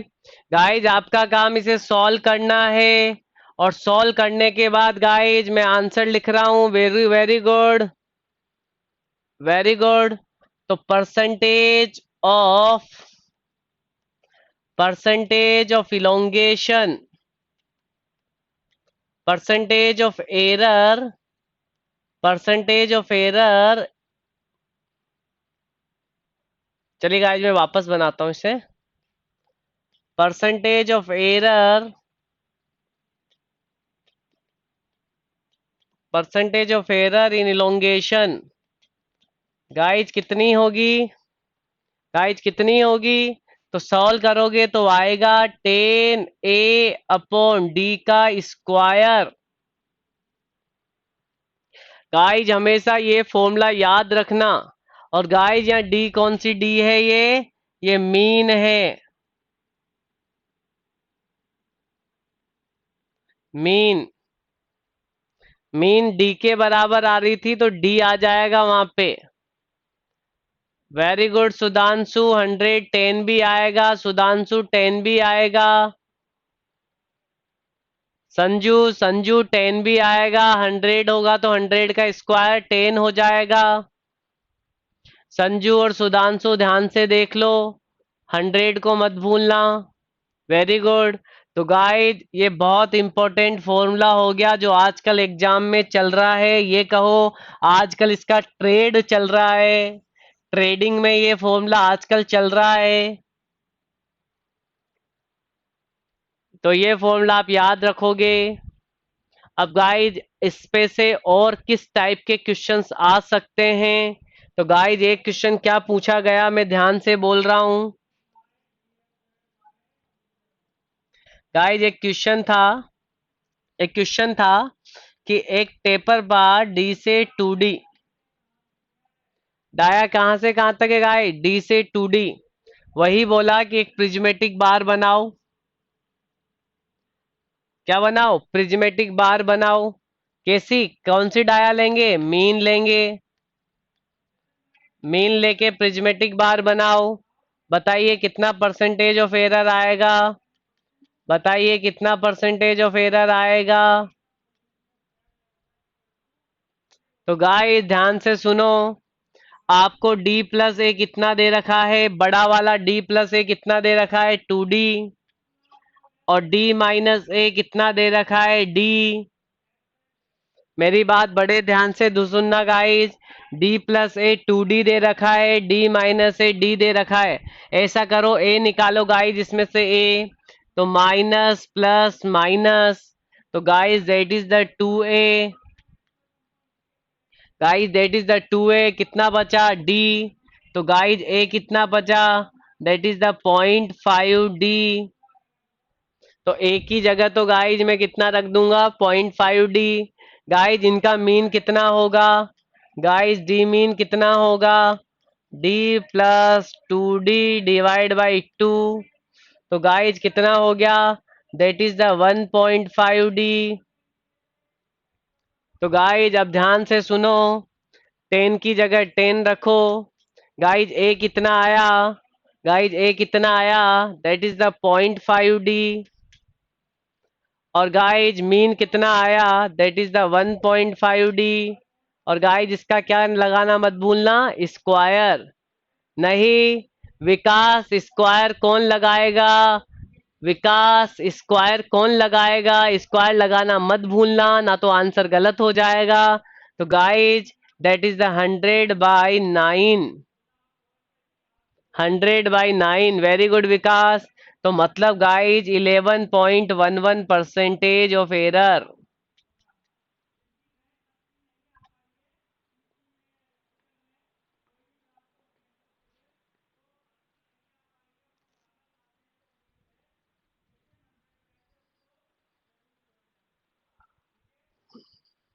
वेरी गुड, बहुत अच्छे। अब गाइज मैं आपको एक क्वेश्चन दूंगा, सबको समझ में आ गया हो ये क्वेश्चन तो अगला क्वेश्चन आप सब अटेम्प्ट करो। वो भी एग्जाम में आया हुआ है। अगर आप सबका ये क्लियर हो गया हो तो वो वाला क्वेश्चन अटेम्प्ट करने के लिए ट्राई करेंगे। मुझे हाँ या ना में आंसर दो। वेरी गुड विकास, क्लियर है। चलिए क्वेश्चन निकालो। गाइज एक बार ये वाला क्वेश्चन आया कि बताइए कितनी परसेंटेज ऑफ एरर आएगी।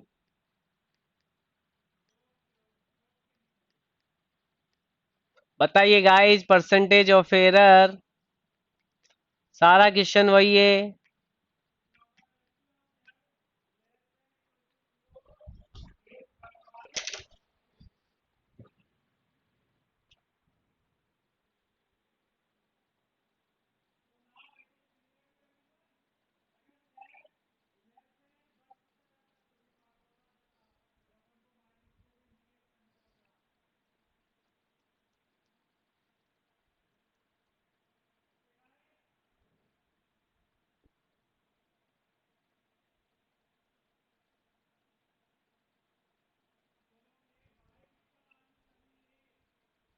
Very good.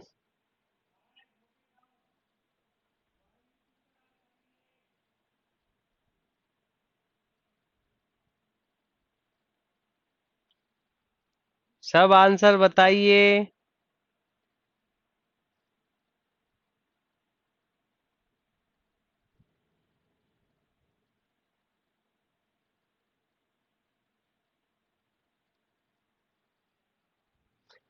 ओके, संजू का आंसर 1% आया है। गाइस सभी का आंसर बताइए।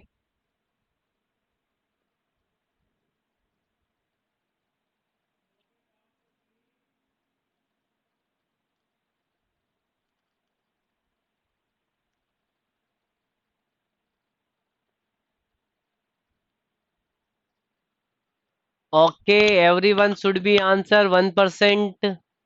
आई थिंक सभी आंसर 1% दे रहे हैं। वेरी गुड, बहुत अच्छे।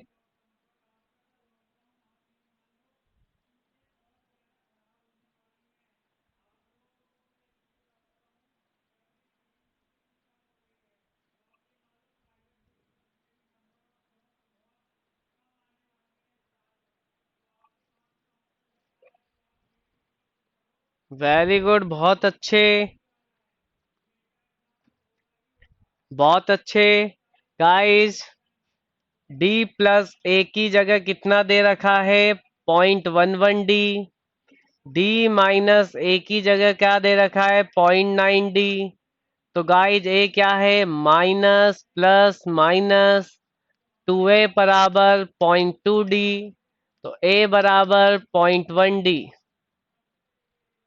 और गाइज डी मीन कितना, डी मीन कितना, तो 0.9D plus 1.1D divide by 2, that is the 2। Okay D.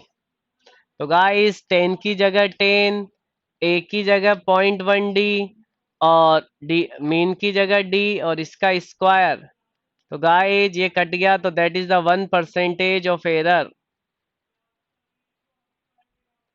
Very good, very good, बहुत अच्छे। सबको क्लियर हो गया दिखता है।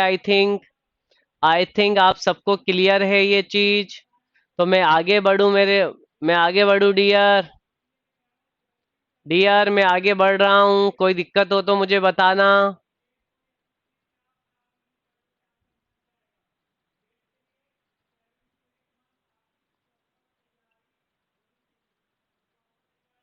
चलिए मैं आगे बढ़ रहा हूँ गाइज। सबका हो गया, चलिए अपन सीट पे चलते हैं। अब इस टॉपिक से रिलेटेड गाइज, अब इस टॉपिक से रिलेटेड आपके सारे क्वेश्चंस बन जाएंगे। डोंट वरी, किसी भी टाइप का कहीं पे भी आपको मिले आप बना दोगे। अब चलिए हम स्टार्ट करते हैं। तो गाइज इलोंगेशन टेपर बार का क्या प्रोपोर्शनल, हाँ इस प्रोपोर्शनल गाइज, प्रोपोर्शनल किसके होता है आंसर बताओ। प्रोपोर्शनल किसके होगा? तो डेल्टा एल बराबर 4 P upon pi d1 d2 तो guys delta L is proportional 1/d1 d2।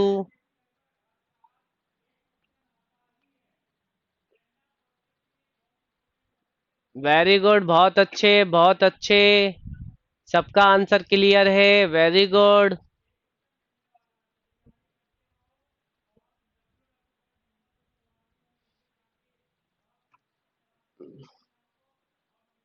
चलिए सबका क्लियर है ये वाला option.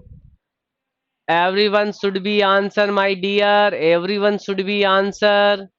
I am waiting. Very good Umesh, very good. चलिए गाइज हम बात करेंगे आगे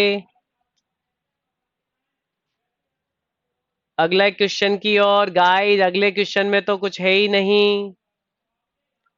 चलिए बात करें।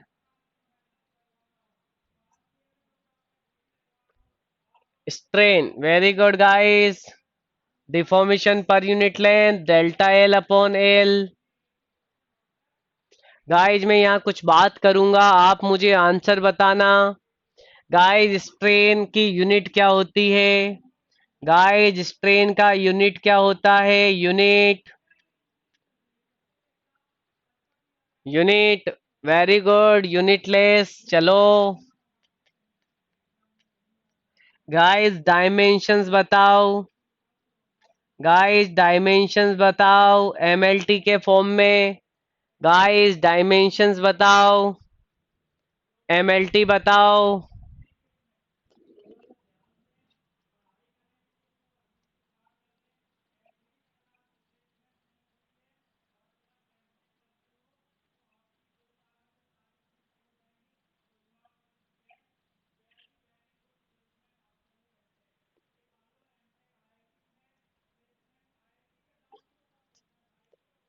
यूनिटलेस, वेरी गुड, कोई नहीं।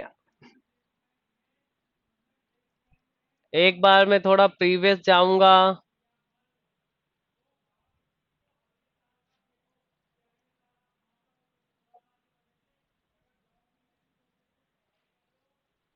वेरी गुड गाइस, बहुत अच्छे।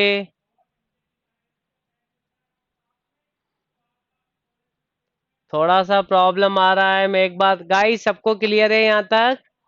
मैं एक बार इसको वापस लेके आऊंगा। ओके ओके, सबका यूनिट क्लियर है। एम की पावर 0, एल की पावर 0, टी की power 0, that is the dimensions. अब गाइज और बात करेंगे।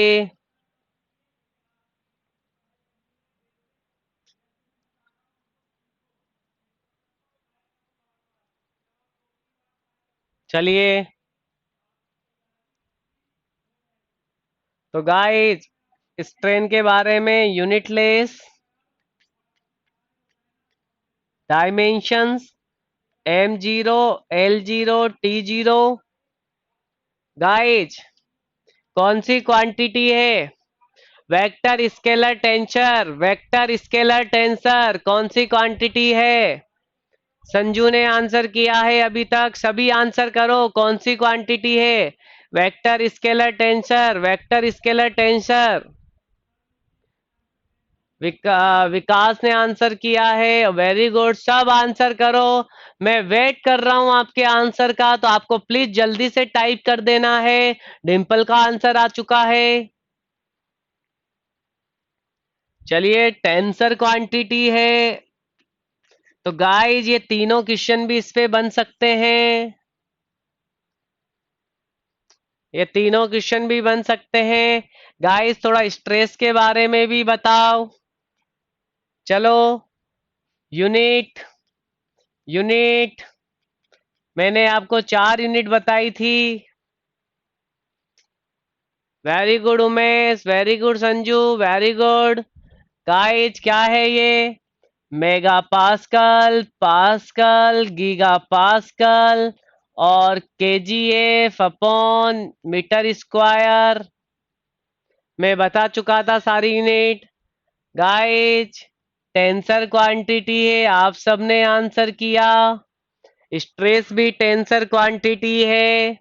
गाइज इसका मुझे डायमेंशंस बताओ। एम की एम, एल और टी।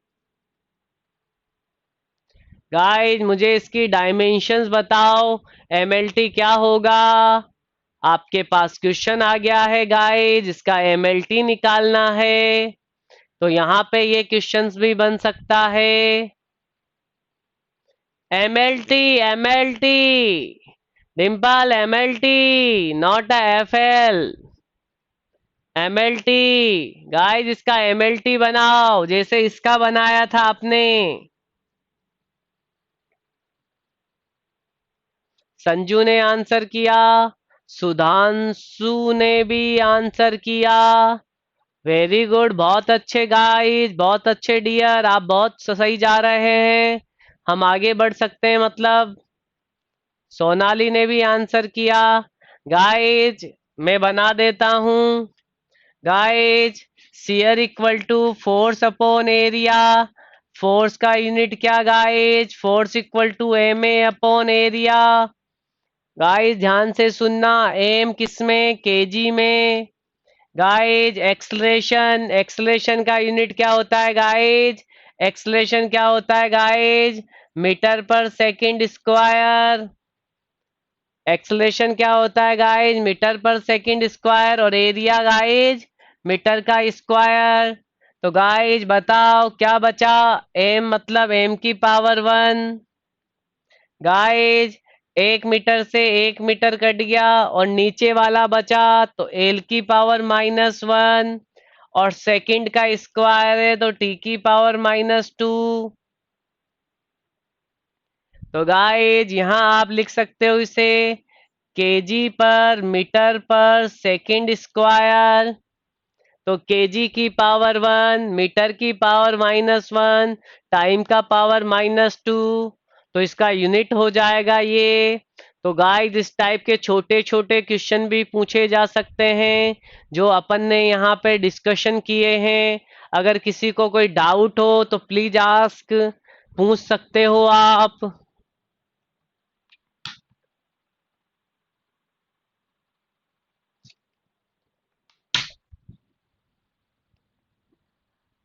वेरी गुड, बहुत अच्छे, हम आगे बढ़ सकेंगे अब। तो गाइज इस वाले से रिलेटेड आपसे सारे क्वेश्चंस मैंने यहाँ करवा दिए हैं। चलिए आगे बढ़े। तो guys that is the question number 50 is complete. Question number 51।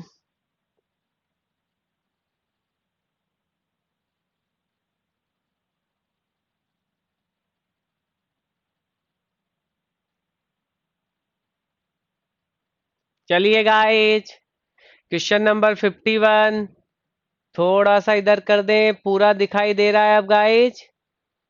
चलिए गाइज को क्या पूछा है? पहले तो पूछा क्या है? क्या पूछा है? वॉल्यूमेट्रिक स्ट्रेन पूछी है। गाइज मैंने वॉल्यूमेट्रिक स्ट्रेन का फॉर्मूला क्या बताया था? ईवी का, ईवी का फॉर्मूला क्या बताया था? डेल वी अपॉन वी बराबर क्या बताया था मैंने guys? Sigma X plus sigma Y plus sigma Z upon E 1 - 2 mu. I think I have told in previous class, मैंने ये प्रीवियस क्लास में बताया था गाइज। अब गाइज ध्यान से सुनो, एक्सियल पुल है तो वाई भी जीरो, जेड भी जीरो, तो गाइज आंसर हो गया sigma x upon E 1 - 2 mu. अब मेरी बात को ध्यान से सुनो, सिग्मा को क्या रख सकते हैं? फोर्स अपॉन कहाँ है area, that is the A. तो guys sigma equal to force upon A E 1 - 2 mu. और गाइस म्यू की जगह कितना दे रखा है? That is the 1/m। तो guys answer is the p/e 1 - 2/m। Check the answer, check the answer, answer number B.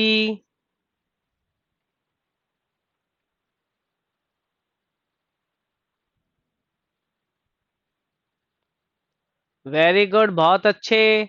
Guys अगर इसमें आपसे वॉल्यूमेट्रिक स्ट्रेन नहीं पूछता, वॉल्यूमेट्रिक स्ट्रेन की जगह, गाइज वॉल्यूमेट्रिक स्ट्रेन की जगह आपको चेंज इन वॉल्यूम पूछ लेता तो क्या आंसर होता? Please ask. गाइज अगर इसी क्वेश्चन में वॉल्यूमेट्रिक स्ट्रेन नहीं पूछता और चेंज इन वॉल्यूम पूछ लेता तो क्या कर दे? गाइज मैंने आपको एक क्वेश्चन अलग से दे दिया, ये आया हुआ है। आज संजू ने कहा कि सर हम ए एल वॉल्यूम से इसको मल्टीप्लाई कर देते। गाइज आप सब इससे, संजू से एग्री करते हो कि हम इसे वॉल्यूम से मल्टीप्लाई कर देते? वेरी गुड डिम्पल, डिम्पल तो एग्री कर रही है संजू से। डिम्पल ने कहा कि हाँ हम इसे वॉल्यूम से मल्टीप्लाई कर देंगे तो डेल भी आ जाएगा। Guys everyone should be reply in fast, reply बड़ा टाइट करा करो, फास्ट करा करो। जैसे आप चैटिंग करते हो फोन पे वैसे ही जल्दी से रिप्लाई किया करो। Very good Sudhanshu. अगर कभी आपसे डेल भी पूछ ले तो इसको वॉल्यूम से मल्टीप्लाई कर देना।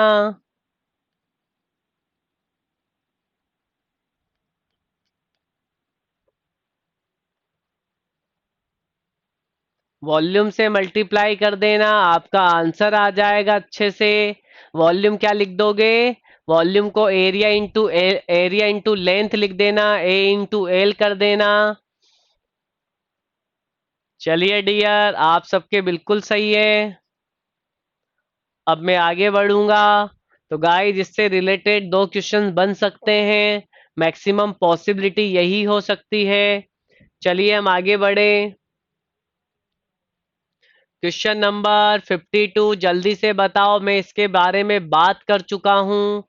मैंने इसके बारे में पॉइजन रेशियो के बारे में डिटेल में बात की थी। पॉइजन रेशियो कहाँ से कहाँ तक जाता है गाइज? -1 से 0 और 0 से 0.5। तो गाइज 0 से 0.5 आंसर आ रहा है। बाकी तो बात अपन बाद में भी कर लेंगे। गाइज यही था रेंज,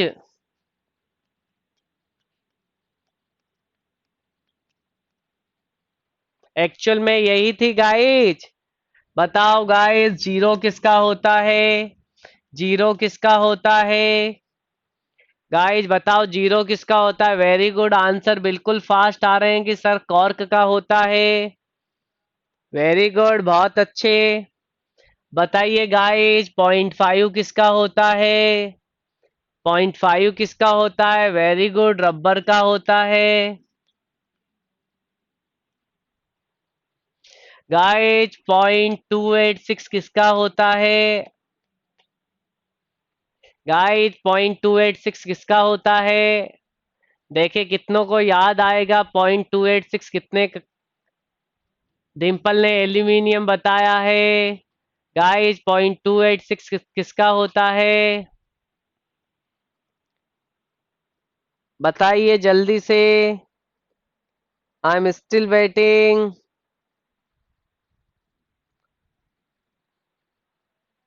ओके, डिम्पल ने अपना ऑप्शन चेंज कर लिया है, अब एल्यूमिनियम की जगह स्टील कर लिया है।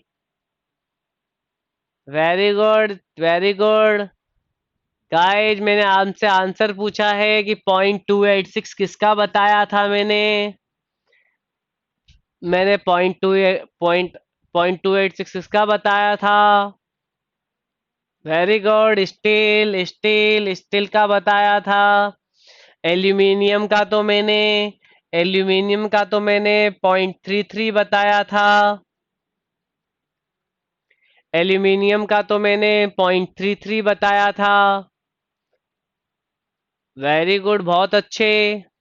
गाइस, मेटल के लिए म्यू का रेंज क्या होगा। मेटल के लिए म्यू का रेंज क्या होगा। मेटल के लिए म्यू का रेंज क्या होगा माय डियर। माय डियर, सभी आंसर दो। सभी आंसर दो, मेटल के लिए म्यू क्या होगा।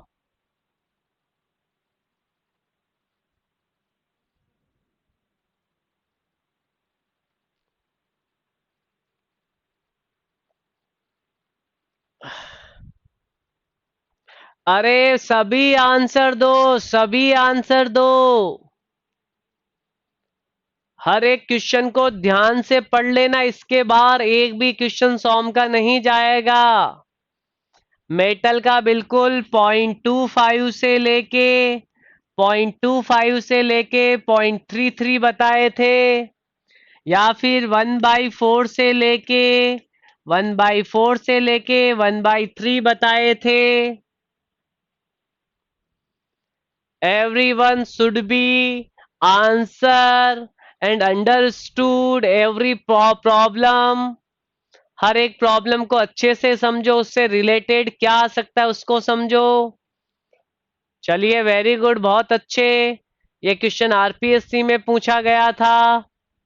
चलिए हम आगे बढ़े गाइस, ये सारा क्वेश्चन हो चुका है इससे रिलेटेड। तो इससे रिलेटेड ये अगर आइडियल पूछ लेता तो गाइस, अगर लिमिटिंग वैल्यू पूछ लेता तो म्यू की लिमिटिंग वैल्यू म्यू की कहां से कहां तक होती है। लिमिटिंग वैल्यू म्यू की कहां से कहां तक होती है। आइडियल वैल्यू कहां से कहां तक होती है। वेरी गुड, डिम्पल ने बिल्कुल सही कहा। डिम्पल ने बिल्कुल सही कहा कि सर -1 से लेके 0.5 तक होती है। लिमिटिंग वैल्यू और आइडियल वैल्यू कहां से कहां तक होती है गाइज, मैंने कहां से कहां तक बताई थी आपको। -1 से 0.5। Everyone should be answer. और गाइज, -1 किसके लिए होता है। गाइज, -1 किसके लिए होता है। -1 किसके लिए होता था। बिल्कुल, नेगेटिव ह्यूमन टिश्यू के लिए होता था। ह्यूमन टिश्यू, या फिर फॉर्म, या फिर बैलून। बिल्कुल बिल्कुल, वेरी गुड, बहुत अच्छे बहुत अच्छे। तो गाइस, इससे रिलेटेड आप सारे क्वेश्चंस बना लोगे, मुझे पूरा विश्वास है इसमें। आपका कहीं नहीं रुकने वाला। अब मैं आगे बढ़ रहा हूं, तो चलिए मैं आगे बढ़ूंगा। Question number 53। Question number 53। Guys, material की वो कौन सी प्रॉपर्टी होती है जिसकी वजह से वो अपनी शेप और साइज को वापस रिगेन कर लेता है। गाइज, कौन सी प्रॉपर्टी होती है जिसकी वजह से वो अपनी शेप और साइज को रिगेन कर लेता है। वेरी गुड, सबके आंसर सही है सर, वो इलास्टिक लिमिट होती है। हमने पहले ही पढ़ा हुआ है, पहले चैप्टर में जब मैंने डिस्कशन किया था कि इलास्टिसिटी क्या होती है। Elasticity is the property of the material due to which its regain its shape and size after the unloaded the body. जब बॉडी को अनलोडेड कर देते हैं तो उस प्रॉपर्टी की वजह से बॉडी अपनी इनिशियल शेप और साइज में आ जाती है। चलिए, वेरी गुड, मैं आगे की बात करूंगा। तो गाय, जल्दी से बता दो। मैंने इसके बारे में भी बात कही थी आपसे। हाँ बिल्कुल, जिन्होंने मेरी प्रीवियस क्लास ली है मैंने हर बात पे डिस्कशन किया है कि रिवर्सल लोडिंग मतलब साइक्लिंग लोडिंग। तो गाइस जब भी साइक्लिक लोडिंग होती है तो कौन सी स्ट्रेस पे डिफाइन होता है उसका फेलियर। तो एंड्रेंस लिमिट क्या होती है guys? Endurance limit is the endurance limit या endurance stress is the stress below which below which we can perform infinite number of cycle without any fracture। अगर आपने आपने अगर आपके कंपोनेंट को एंड्रेंस लिमिट से कम, मान लीजिए किसी का एंड्रेंस लिमिट 50 मेगा पास्कल है, 50 मेगा पास्कल मान लीजिए किसी का एंड्योरेंस लिमिट है। आपने इस कंपोनेंट पे साइक्लिक लोडिंग लगाया। साइक्लिंग का मतलब प्लस माइनस पी। देखो, लोड प्लस पी से माइनस पी, प्लस पी से माइनस पी किया। और अगर आप इसमें जब ये वर्किंग कर रहा है उस टाइम मान लीजिए उसमें 40 मेगा पास्कल स्ट्रेस इंड्यूस हो रही है। कितना हो रहा है? 40 मेगा पास्कल, जबकि एंड्रेस लिमिट कितनी है? 50। तो गाइज ये कभी भी फेल नहीं होगा, कभी भी फेल नहीं होगा। जबकि आप कितनी ही साइकिल, कितने ही बार इसको लोडेड और अनलोडेड कर दो, प्लस माइनस कर दो, ये कभी फेल नहीं होगा। लेकिन गाइज अगर आपने आपने जब आप प्लस पी और माइनस पी लगा रहे हो और ये 60 मेगा पास्कल इसमें इंड्यूस हो गया तो ये फेल हो जाएगा after the some number of cycle. मान लीजिए 5 साइकिल, 10 साइकिल, 15 साइकिल के बाद ये फेल हो जाएगा। Such type of endurance limit. आगे बढ़ चुके हो आप तो, फटाफट आगे बढ़ते हो। वेरी गुड, बहुत अच्छी बात है। 55 में बता दीजिए हुक्सला कहाँ तक वैलिड होता है? वेरी गुड, सबको आंसर पता है। इसके बारे में भी डिटेल में डिस्कशन किए थे कि limit of proportionality. Question number 2 याद करना मेरी बात।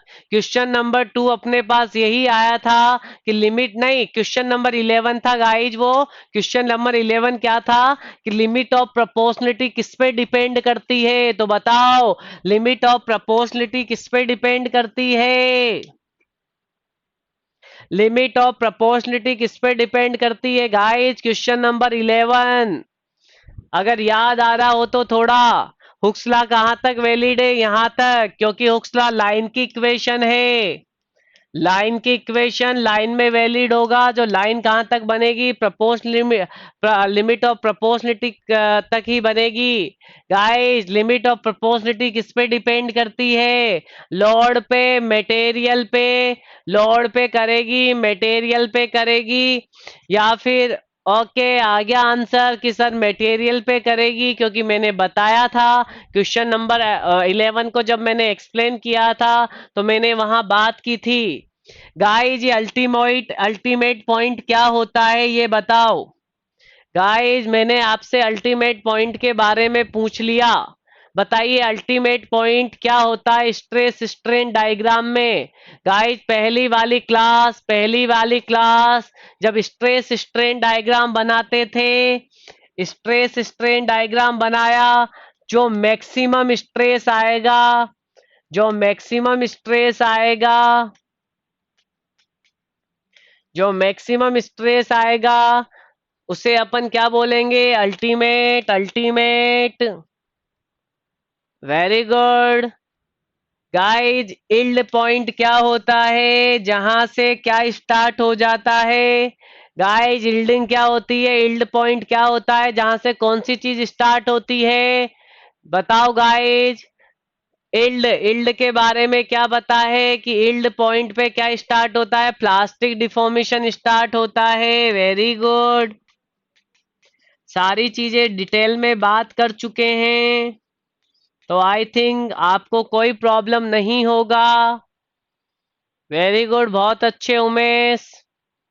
सारी बात तो इसका आंसर तो पर्टिकुलर ए होगा, लेकिन बाकी के अपन ने बात कर लिए थोड़ा थोड़ा। तो चलिए, ये आरपीएससी एससीएफ में आया था। गाइज आपके लिए अगला क्वेश्चन 56 मैंने दे दिया है। बड़े ध्यान से करके बताओ आंसर क्या होगा। आई एम वेटिंग।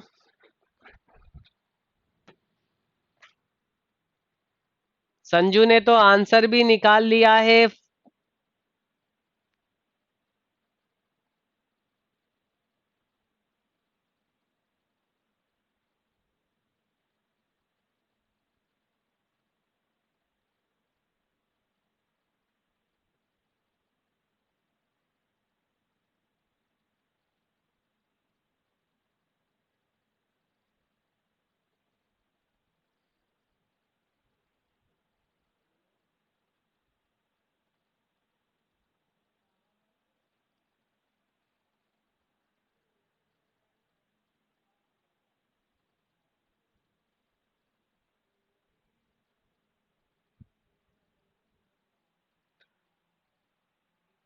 सभी का आंसर आ गया है बी। कौन सा फॉर्मूला लगाया डियर?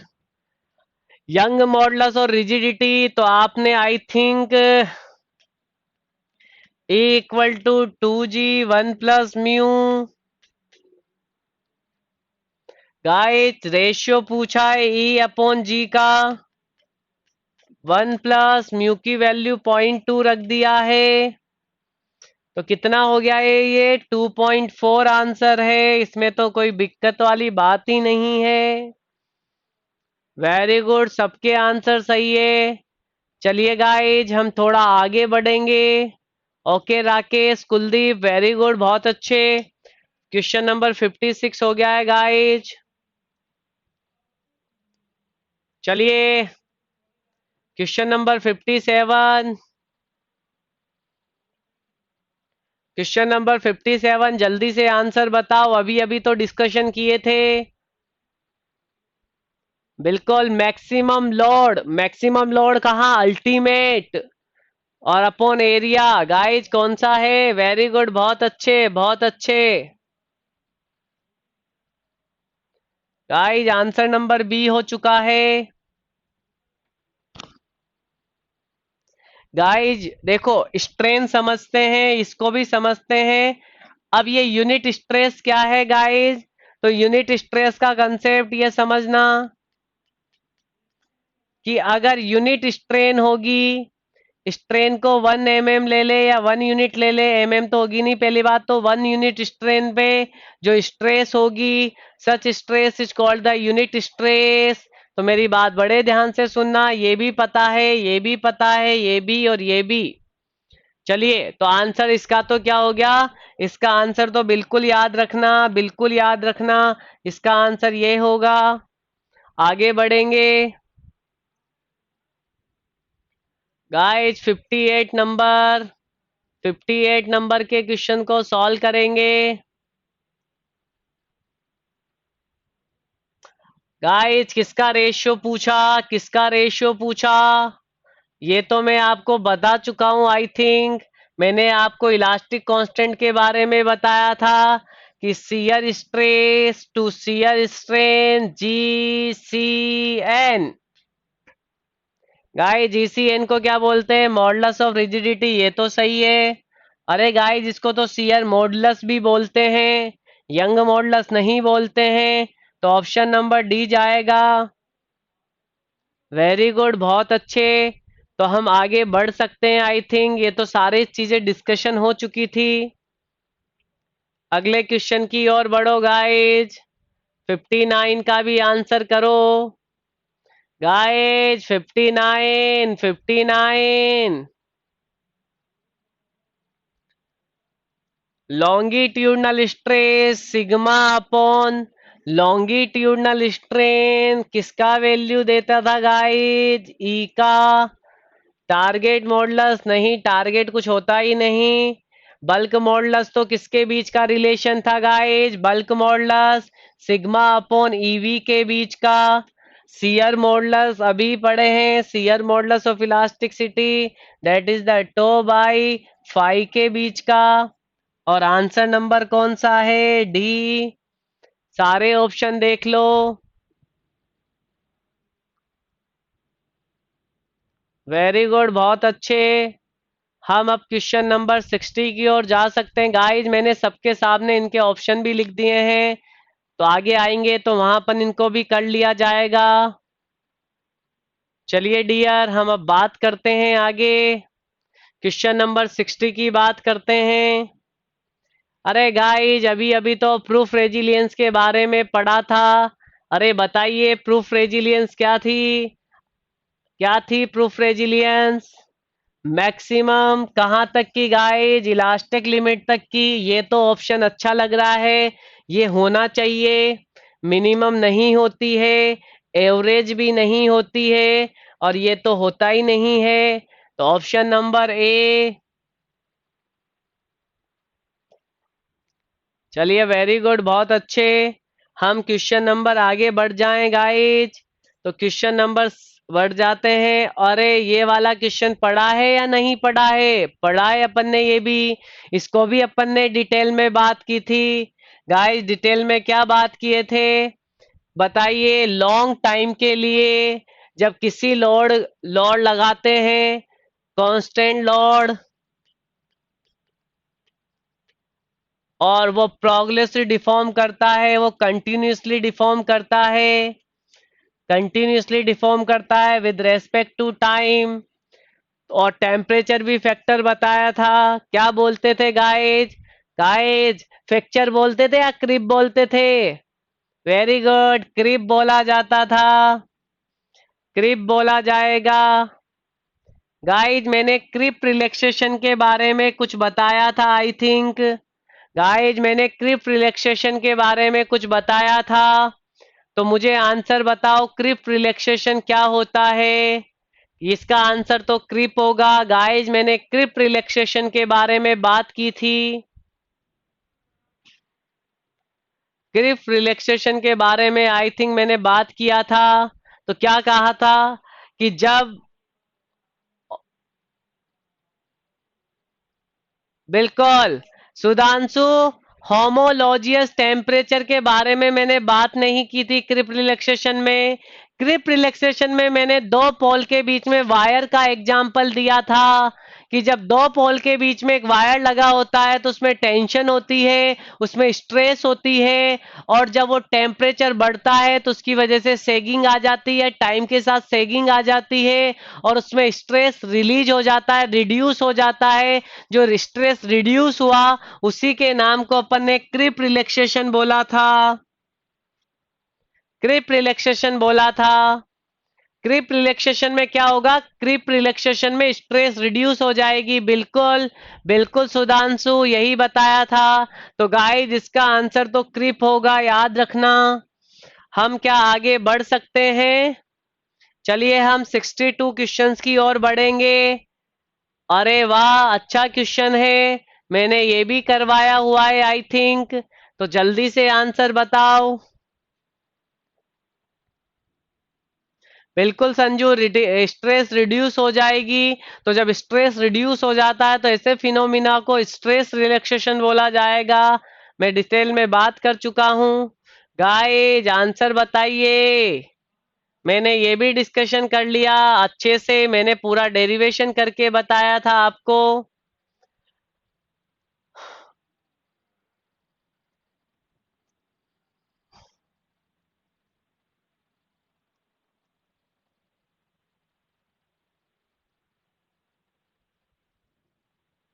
चलो आंसर बता दो।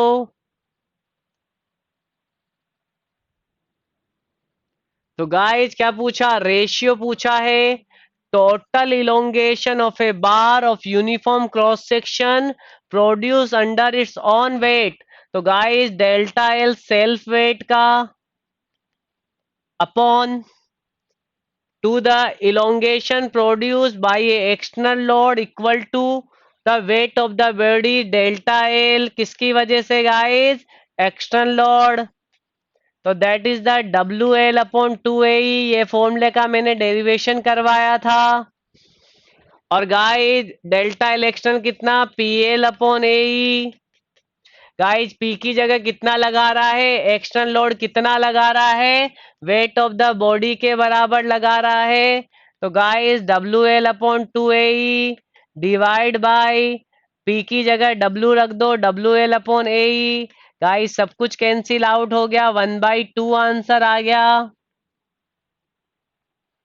तो ये सारी चीजें मैंने बड़े डिटेल में आपको प्रीवियस लेक्चर में कराई हुई है, तो मैं ज्यादा इस पे फोकस नहीं कर रहा हूँ। सभी सभी चीजें हो चुकी है। चलिए गाइज आगे बढ़े। ऐसा करते हैं गाइज, अपन आज इतने ही क्वेश्चन 68 पे आज कंप्लीट करते हैं, और अपन अब कल स्टार्ट करेंगे। आज के लिए काफी है, कल अपन इस चैप्टर में बहुत ज्यादा क्वेश्चन निकालेंगे।